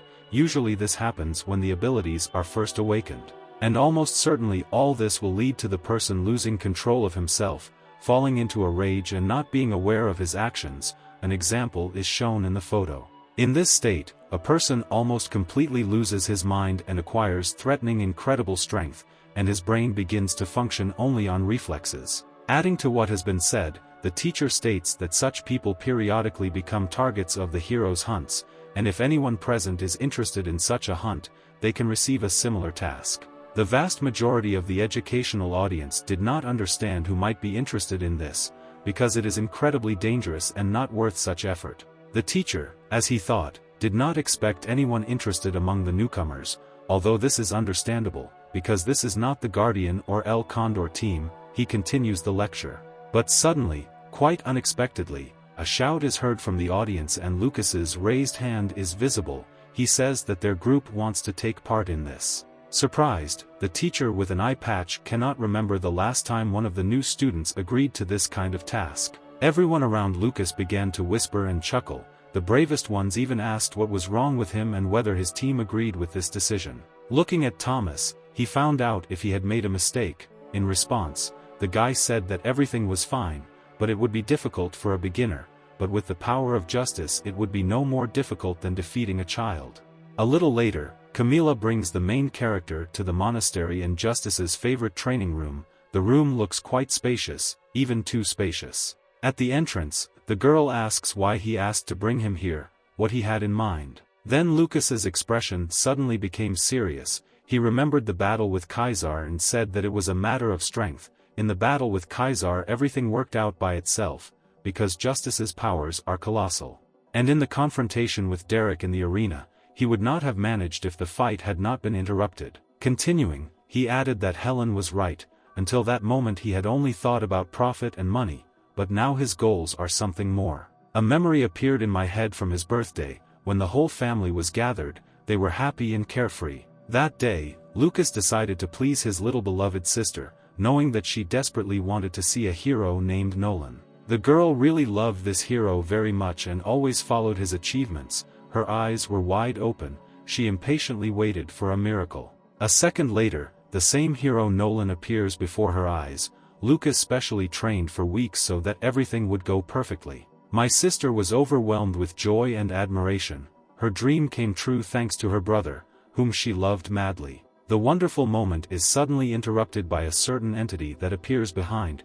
At one moment the table where the parents were sitting flies up into the air. It seems they died on the spot. The girl cried from fear and clung to her brother. Lucas himself was also scared and dumbfounded, not understanding what was happening. He stared at the villain. A huge pile of purple muscles with 4 eyes and a twisted mouth looked at them and was glad that he had finally found a hero to compete with. Lucas had never seen villains so close. In that moment it was as if he was frozen to the ground and could not move. But the thought that there is a sister nearby who needs to be protected brings him to his senses. The guy instantly stands in front of her and covers her with his body. Deciding that he needs to pull himself together, otherwise little Sona will die just like his parents, Lucas decisively rushes at the hero, hoping to win. But everything turned out differently. The enemy hits backhand with one slight movement of his paw, after which the boy flies 10 meters away and seems unable to even stand up. After hitting the tree hard, his transformation began to wear off and his real exhausted face was visible from under the mask. With the last of his strength, he told Sona to run. But it was too late. Before his eyes, the monster grabbed the girl and squeezed her with inhuman strength. The sound of crunching bones was clearly heard in the air. The next moment, Lucas saw that the monster's mouth opened wide and began to mercilessly devour the girl. The last thing the girl said was the word brother. It seems that this memory seriously angered the main character, his veins bulged, his arm became more powerful and became covered with tongues of lightning. After which, with all his might, Justice's successor concentrated all his strength and literally demolished all the massive columns in the room with one blow. Seeing this, Camila was incredibly surprised, her eyes opened wide. She did not expect such power, because he did not even turn into Justice, as if his powers were increasing with every second. Determined, Lucas confidently said that now he will train and in the future will do everything that depends on him. At this time, in one of the few remaining villains' bases, a guy was sitting and looking for something on the internet. He receives a call, putting the phone to his ear. From it he hears information that a couple of newcomers have joined the Union team and are moving on a mission to his area. Hearing this, the guy was happy and got up and headed to the door. In place of his footprints, some creepy, incomprehensible substance appeared in the form of dirt. Opening the door to the basement, he said that he and his guys were bored, they were hungry, and below they could see a bunch of evil eyes and the open mouths of strange creatures. On the other side of the street, our trio of heroes were going on a mission entrusted to them by the head of Team Union. With a mockery, seeing Lucas' uncertainty, Thomas wonders if they can cope. After all, this is not an easy task, after which, to reassure him, he adds that Justice's power is with them and there is nothing to worry about. Moreover, thanks to Camila, they didn't even assign a hero mentor to them, and this actually says a lot. Then Lucas was indignant that the group should consist of 4 people, but there were only 3 of them. At that moment someone's hand touched his shoulder. With joy and good spirits, the charming blonde girl greets everyone and says that she was sent with them. Frightened by the sudden appearance, the main character jumps up and says the name Evie in surprise. She responds by saying that they are the same age and why not make friends. Then Camila runs into Thomas in a rage and is indignant that he brought a streamer. What was he even thinking about? Then the guy answered. He said that popularity is important in the Union team. It's convenient to have someone like Evie. She can speak on behalf of their group, especially considering the fact that they are forced to hide their identities.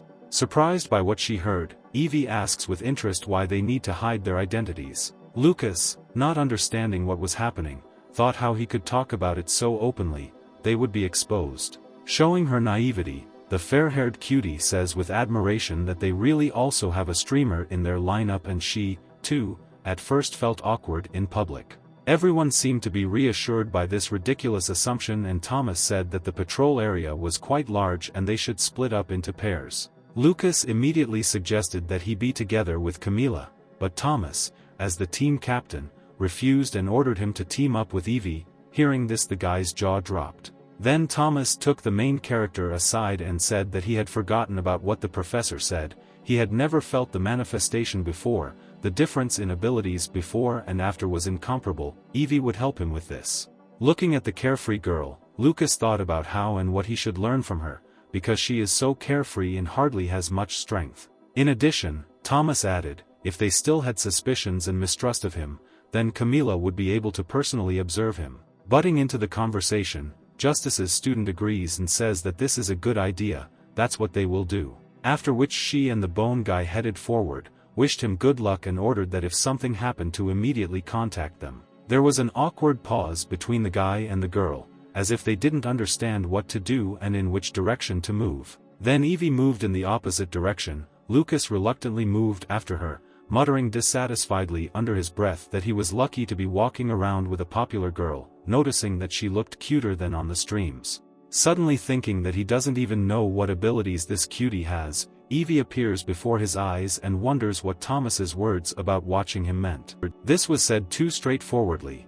In response, Lucas replies that the guy just recently became a member of their group and that monitoring his progress was implied. The girl believed in this without a second thought. Apparently she was very naive and, as if she had read the thoughts of the main character, began to talk about her abilities. She can eat as much food as she wants and after that acquires incredible strength. Stunned by this ability, Lucas thinks that this is some kind of absurd nonsense and he doesn't believe it at all. The cutie also took out a chocolate bar and, while eating it, added that she wanted to become a hero in order to eat a lot for free and become more popular. Hearing this, Lucas had questions in his head. Thomas said that she would train him.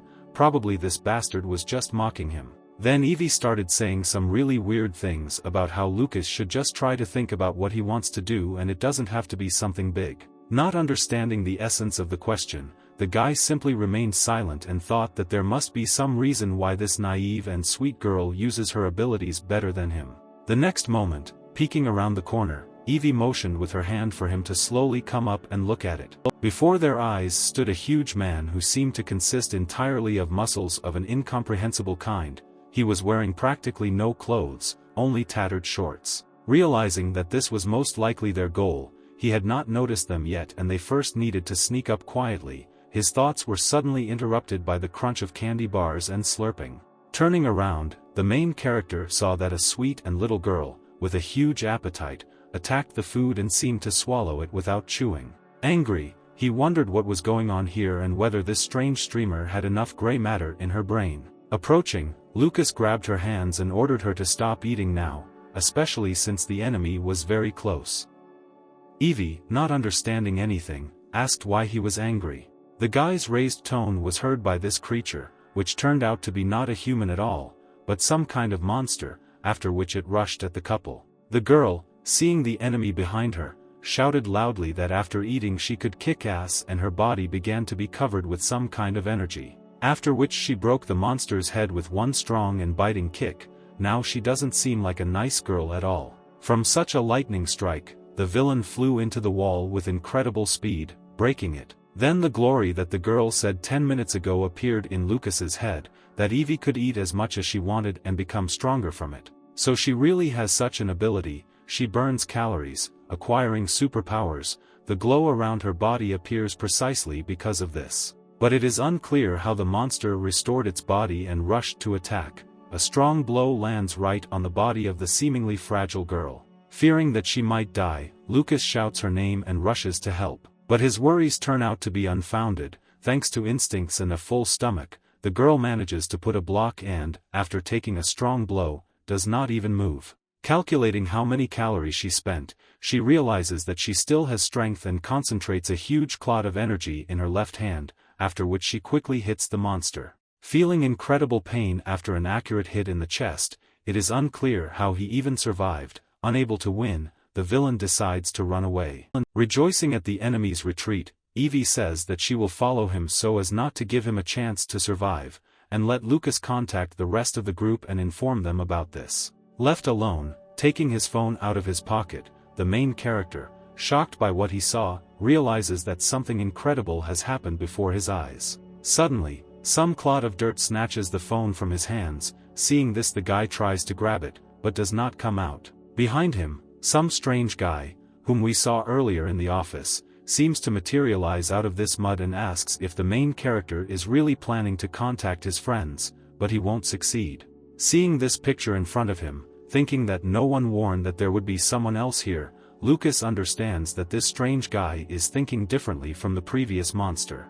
But the main goal now is to contact the team and he rushes to take the phone, but his blow passes through the enemy's body, as if he had hit a mud ball. Lucas doesn't understand what the hell is going on here.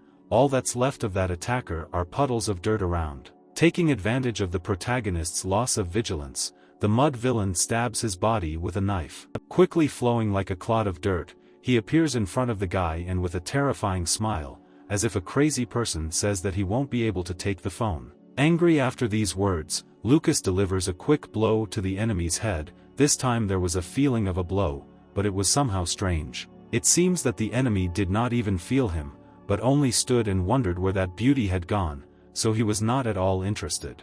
Unable to bear the fact that he seemed to be ignored, Lucas began to ask about what the enemy had to do with the monster that had appeared here earlier. In response, he only said that who knows, now he is interested in something else, whether that sweet girl is helping him with manifestation.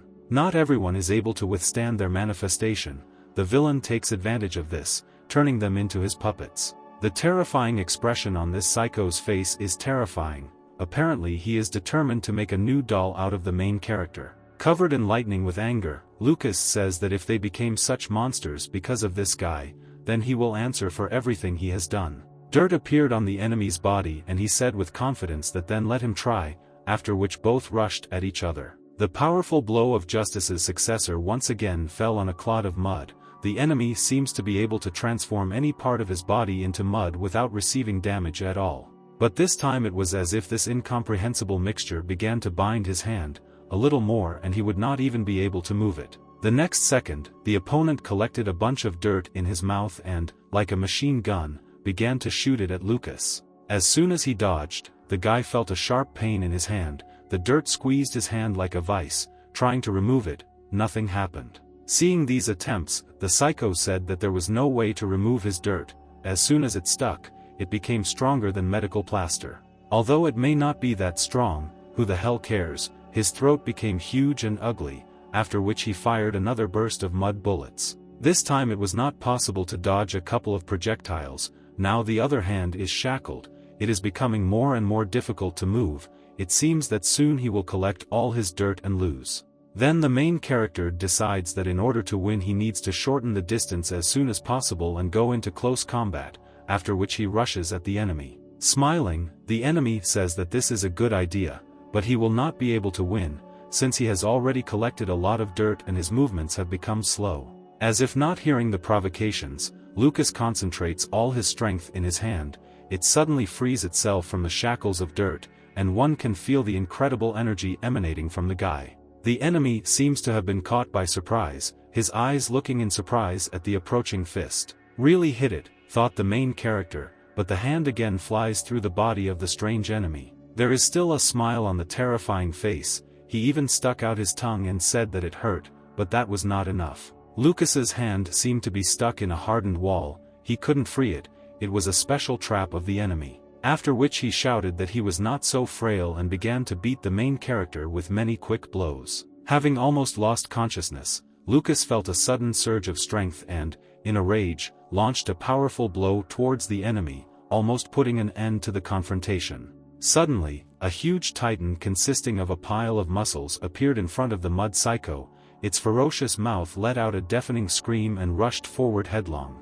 The guy was distracted and received a powerful blow, which made him fly several tens of meters. A timely block saved his life. Looking forward, he thought that this monster had also been a human before. How vilely this crazy person was acting. Without showing weakness, with a smile, the villain realized that the guy was strong and the last blow almost killed him. The pain inside seemed to be tearing him apart. Having collected himself, the psycho said that the fight was kind of boring. There were a huge number of similar ones in his memory, and Lucas would be next. Angered by these words, the main character realized that this monster had killed many people, deprived them of their minds and made them his army. At that moment, another turquoise-colored creature appeared behind the psycho. It looked much uglier than the previous ones, probably because of the time spent in this guise. But this is not the end. Looking back, there were two more of the same converted monsters standing there. Then the villain said, slowly moving away from Lucas, that he was tired of messing around here and he would go to that beauty. It would be more fun with her, and now his charges would deal with him. As if having heard an order, the collars on the monsters began to tear. It seemed that they were holding back their real monstrous power, since the enemies seemed to be transformed and became more powerful. At the same moment, an incredibly powerful attack hits Lucas. He miraculously manages to jump away, and the monstrous force of the blow creates a crater in the asphalt. Being completely at a loss, because there are four huge big men against him, the main character is looking for ways to emerge victorious from such a difficult situation. Two monsters are flying at him at once. It seems a little more and they will simply crush the hero. Dodging this attack, he receives a hard blow to the back. The blow seems to pierce him through and Lucas falls to the ground. Subsequently, now all four attackers literally beat him, hitting every centimeter of his body. It seems that all his insides will soon begin to bleed. But despite this, incredible power seems to awaken in Justice's successor. Complete indifference is read in his eyes. The feeling of pain has left him. Charging one incredible attack after another, the fists absorb more and more energy, imbuing the wielder with monstrous strength. Having surrounded the main character, the villains try to attack at once and take him by surprise, but he fights off all attacks and even strikes back. The next moment, two big guys with their joint efforts throw Lucas several meters back. But it seems this only angers him even more, and despite his almost depleted energy reserves, electric spark discharges cover the hero's body. With incredible speed, he jumps on one of the opponents and slams him into the ground, not even giving him a chance to take defensive action.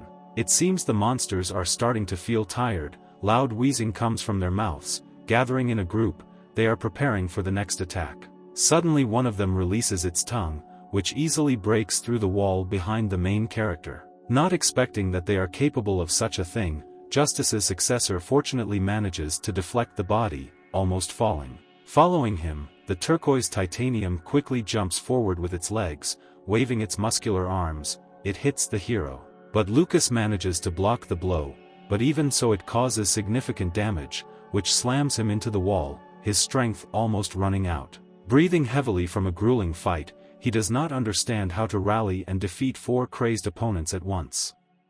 Before that, he tried to restrain his strength, because he understood that inside these monsters there were ordinary people. At this time, Cutie Evie caught up and defeated the very first monster. His lifeless body lies on the asphalt, showing no signs of life. Satisfied with herself and noticeably hungry, the girl stretches her muscles, thinking how nice it would be to film all this and show it to her viewers. Standing over her stricken opponent, she notices someone's silhouette in the distance, which is rapidly approaching. It is unclear who it is. The same psycho who set his horde of monsters on Lucas suddenly clearly appears in front of her.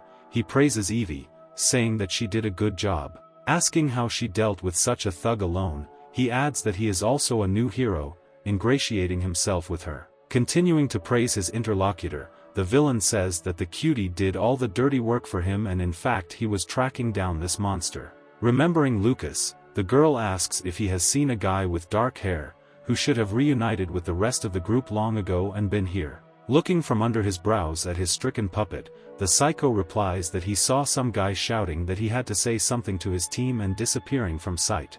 Examining the cutie, he doesn't understand at all how she managed to defeat one of his strongest charges, thinking that he overestimated him. Then the girl suspiciously asks what team this unfamiliar person belongs to.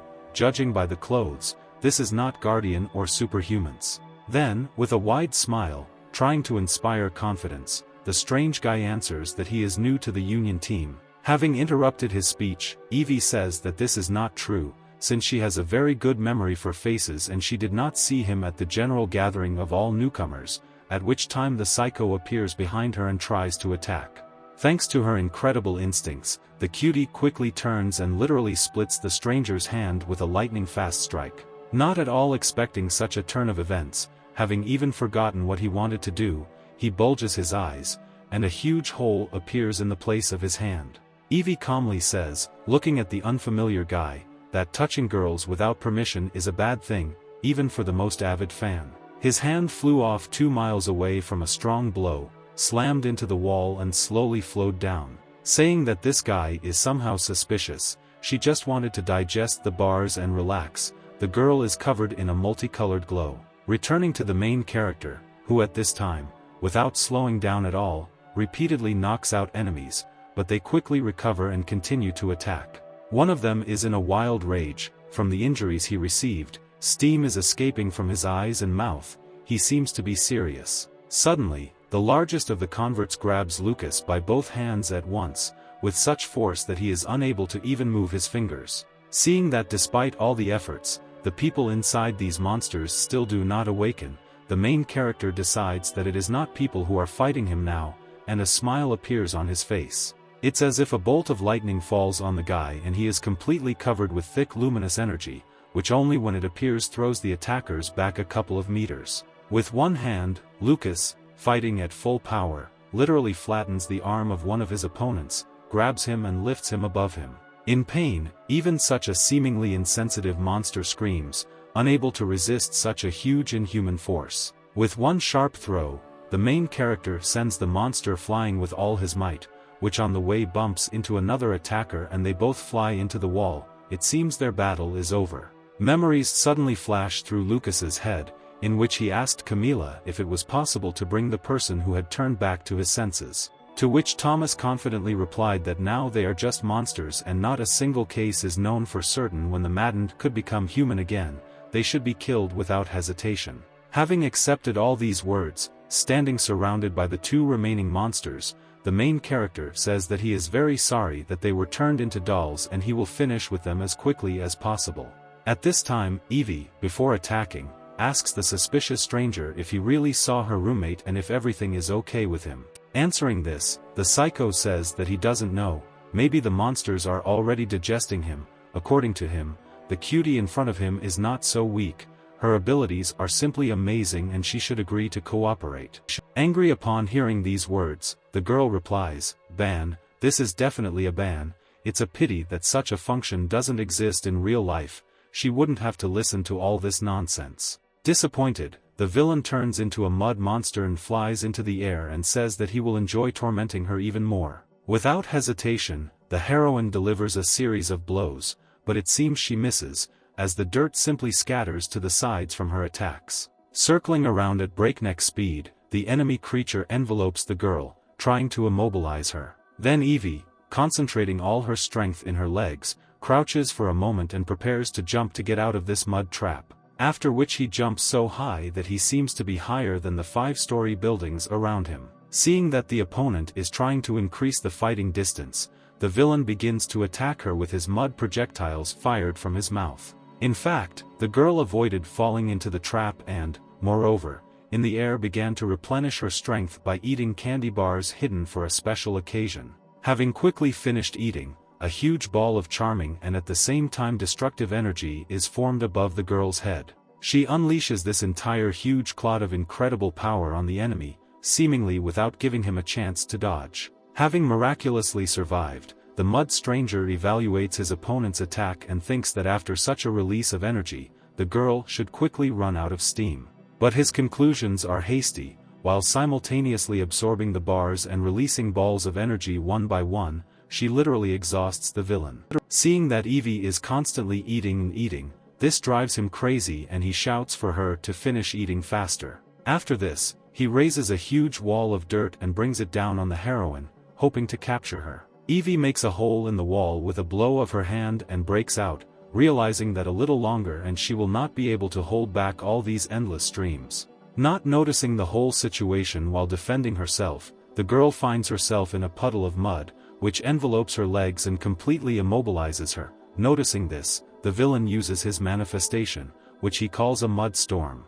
With the help of his special ability, he completely pulls in from all sides and envelopes Evie's body. In this state it is even difficult for her to breathe. Having returned to his usual appearance, the psycho comes up and says that the girl looks cute even in this slop, so cute that he wanted to take her home. As soon as he began to stretch his vile hand towards the heroine, Lucas suddenly appears and with a slashing blow of enormous force almost disables the villain. Angrily shouting that he should not dare touch his comrades, such a nonentity like him is not worthy to even stand next to them. Seeing his previous opponent, the psycho said that he did not think of meeting again and why did he come close if he had already lost to him. In response to this, the guy calmly said that while he was running here, he was considering a bunch of options on how to make a stake out of him. Meanwhile, at the Hero Training Center, Helen couldn't get Lucas out of her head. He said that he had infiltrated Union, but there was no news after that. Seeing a cleaning robot near the entrance to the main training hall of the deceased justice, the girl asked what happened. In response, she heard that she would not be able to train here today, since it seemed that Mr. Justice had used her a little earlier. Everything inside was destroyed. Entering the training room, the girl was surprised and angry at the same time, since she could only guess what Lucas was doing here. Meanwhile, on the streets of Tokyo, in response to Lucas's insolence, the strange guy replies that when someone gives him good advice, he should be thanked and taken seriously and there is no point in fighting him. But as they say, if you don't try, you won't know. With this attitude, the main character gathers his strength and prepares for the attack. Just after laughing, the psycho again begins to take lumps of dirt into his throat and release them at him. Lucas is familiar with this attack. He is not at all surprised. He harmoniously digs his fingers into the asphalt, pulls it out and throws it in front of him, thereby protecting himself from projectiles. The villain says, praising him, that a good technique is better than just running away, as he did earlier, but how can he protect himself from this? A huge mud dragon appears in front of Justice's successor, quickly rushing towards him. it seems that it is so huge that it can fill the entire street. With incredible speed, the villain seems to immediately deliver one blow after another from all sides, thereby covering the main character's body with layers of dirt until he is completely immobilized. With a nasty smile, the stranger mocks him by saying that he wanted to make a steak out of him, but in the end he stands in the mud and cannot even move. However, our hero is very determined and, as if throwing off the fluff, with a stream of energy breaks all the shackles from the mud. With every second he becomes stronger. Not understanding what is happening, the attacker watches this picture and cannot believe that in just half an hour this guy has become many times stronger. Saying that now his opponent will be in a lot of pain, Lucas kneads his shoulder, which is a little stiff from the mud hanging over it, but now he feels great. The next moment, with monstrous force and speed, he strikes the enemy, breaking all the walls around from the sound wave. The villain didn't even have time to react. He flies away and hits the asphalt a couple of times.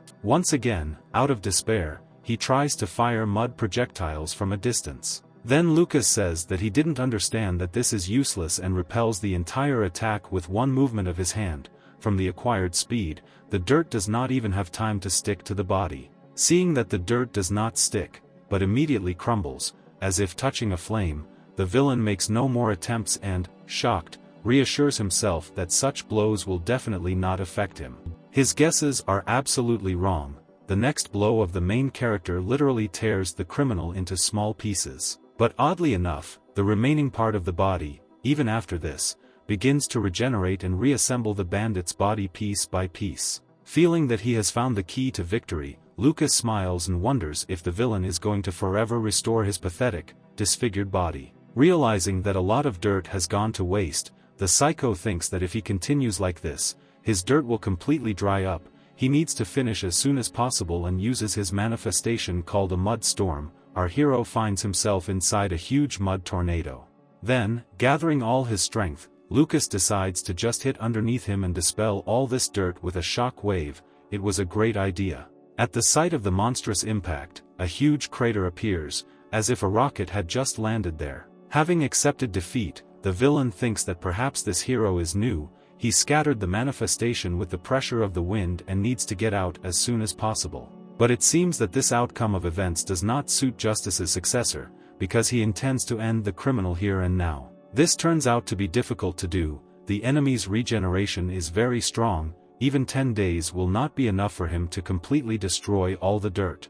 Then realizing that the power that he receives with the transformation into Justice until now he could not use 100%, since he still cannot control such a volume of power, but he is able to take it for an instant. One martial artist said that it is not necessary to bring the body to exhaustion all the time. It is much more important to concentrate at the moment when it is really necessary. Having inhaled a full chest of air and focusing on internal energy, the main character moves his hand back a little, preparing for the final blow. This is somewhat reminiscent of a karate move. Seeing that something wrong is happening and a lot of confidence has appeared in the young guy who stands in front of him, the villain realizes that the end has come for him. With amazing and lightning-fast power, to everyone's surprise, Lucas uses his manifestation, which he calls Magnum, although this blow is even faster than a gunshot.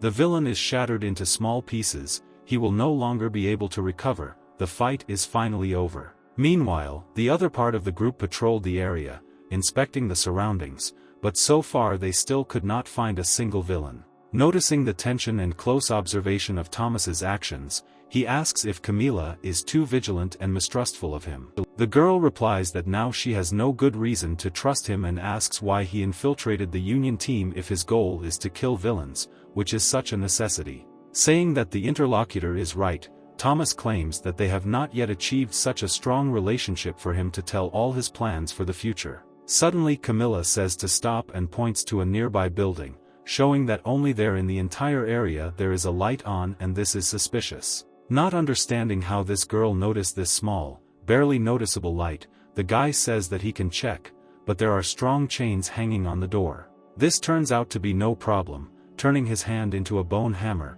Thomas tears them apart, seemingly without even exerting minimal effort. Entering the room, they saw that there was nothing suspicious there. Maybe someone just left and forgot to turn off the light. The guy, looking around the room, finds some strange switch and presses it, but the light does not turn off, which means there is another generator in the building. Camilla notes that there is a secret generator in the office, something is not clean here, after which she approaches the iron door and, with the pressure of her shadows, rips it off its hinges. Upon entering, fear and surprise appear on the faces of both characters at the same time. There were dozens of capsules with monsters there, probably this is the same laboratory of that mud psycho that Lucas dealt with. Every small instrument was scattered on all the tables. It seems that monstrous and illegal experiments on people were carried out in this room. Having found documents and records, Thomas reads that hundreds of biological experiments were actually carried out in this ominous place. Listening to him, Camilla notices that one of the computers is connected to the network and is working. Someone must have been here recently. There is a password on the desktop computer. It looks like they'll have to carry the bodies to the team's main building, but suddenly Thomas comes up and starts trying to hack the system and succeeds. Not understanding how he did it, the girl looks suspiciously, but the guy says that according to the data there were 53 subjects in total, most of them could not stand it and died. Each test subject was from a cast of incompetent people with untapped hero potential, and the scale of the experiments was much worse than he thought. A shadow ribbon suddenly appears in front of the guy and destroys the table. Camilla seems angry. She looks at Thomas with dissatisfaction and asks the question how he managed to crack the password so quickly. It seems he is not saying something. At this time, having dealt with the enemy, Lucas remembers the cutie Evie, who seems to be taking a mud bath. Everything seems to be fine with her. Seeing a walkie-talkie on the asphalt, which apparently remained from that mud guy, the hero picks it up and from there comes the question if everything is okay with Bruce. Realizing that that psycho with dirt was named Bruce and he has an accomplice, Lucas responds, turning into a criminal, that everything is fine and he dealt with the petty heroes. In response, information is heard that a group of 2 people went inside the secret laboratory and the person on the other side of the radio filled everything there with explosives. Realizing that the 2 people who came in are Camilla and Thomas, the main character tries to find out where this place is and gives himself away. Transforming back, Lucas realizes that his comrades are in danger and need to find them as soon as possible. Meanwhile, after Camilla's question, Thomas appears to attack her, turning his hand into a bone fist. But in fact, he quickly moves behind her and repels some strange attack, thereby saving the girl. It seems that there is someone else here besides them. The bones on Thomas's hand quickly broke as soon as they touched this toxic green liquid. At this time both heroes notice some strange man. The same liquid flows out of his hands. After it hits the wall, it immediately destroys all the walls, as if exploding them. Debris scatters throughout the room and almost covers Camilla, and Thomas pushes her away with his foot, saving her from death. But unfortunately he doesn't have time to jump away and is covered by a huge piece of the wall, from under which blood splashes. A stranger's face appears from the shadows and he calmly reasons that this is the same Camilla in front of him. He heard that she was sent on a mission by the Union team. The embittered girl shouts that since he heard about her, he came here in vain and attacks him with many shadows at once. But the enemy, kicking the ground, materializes his toxic green solution around himself and neutralizes the attack released by Camilla. After which she says that this is the last place the girl visited, since death awaits her.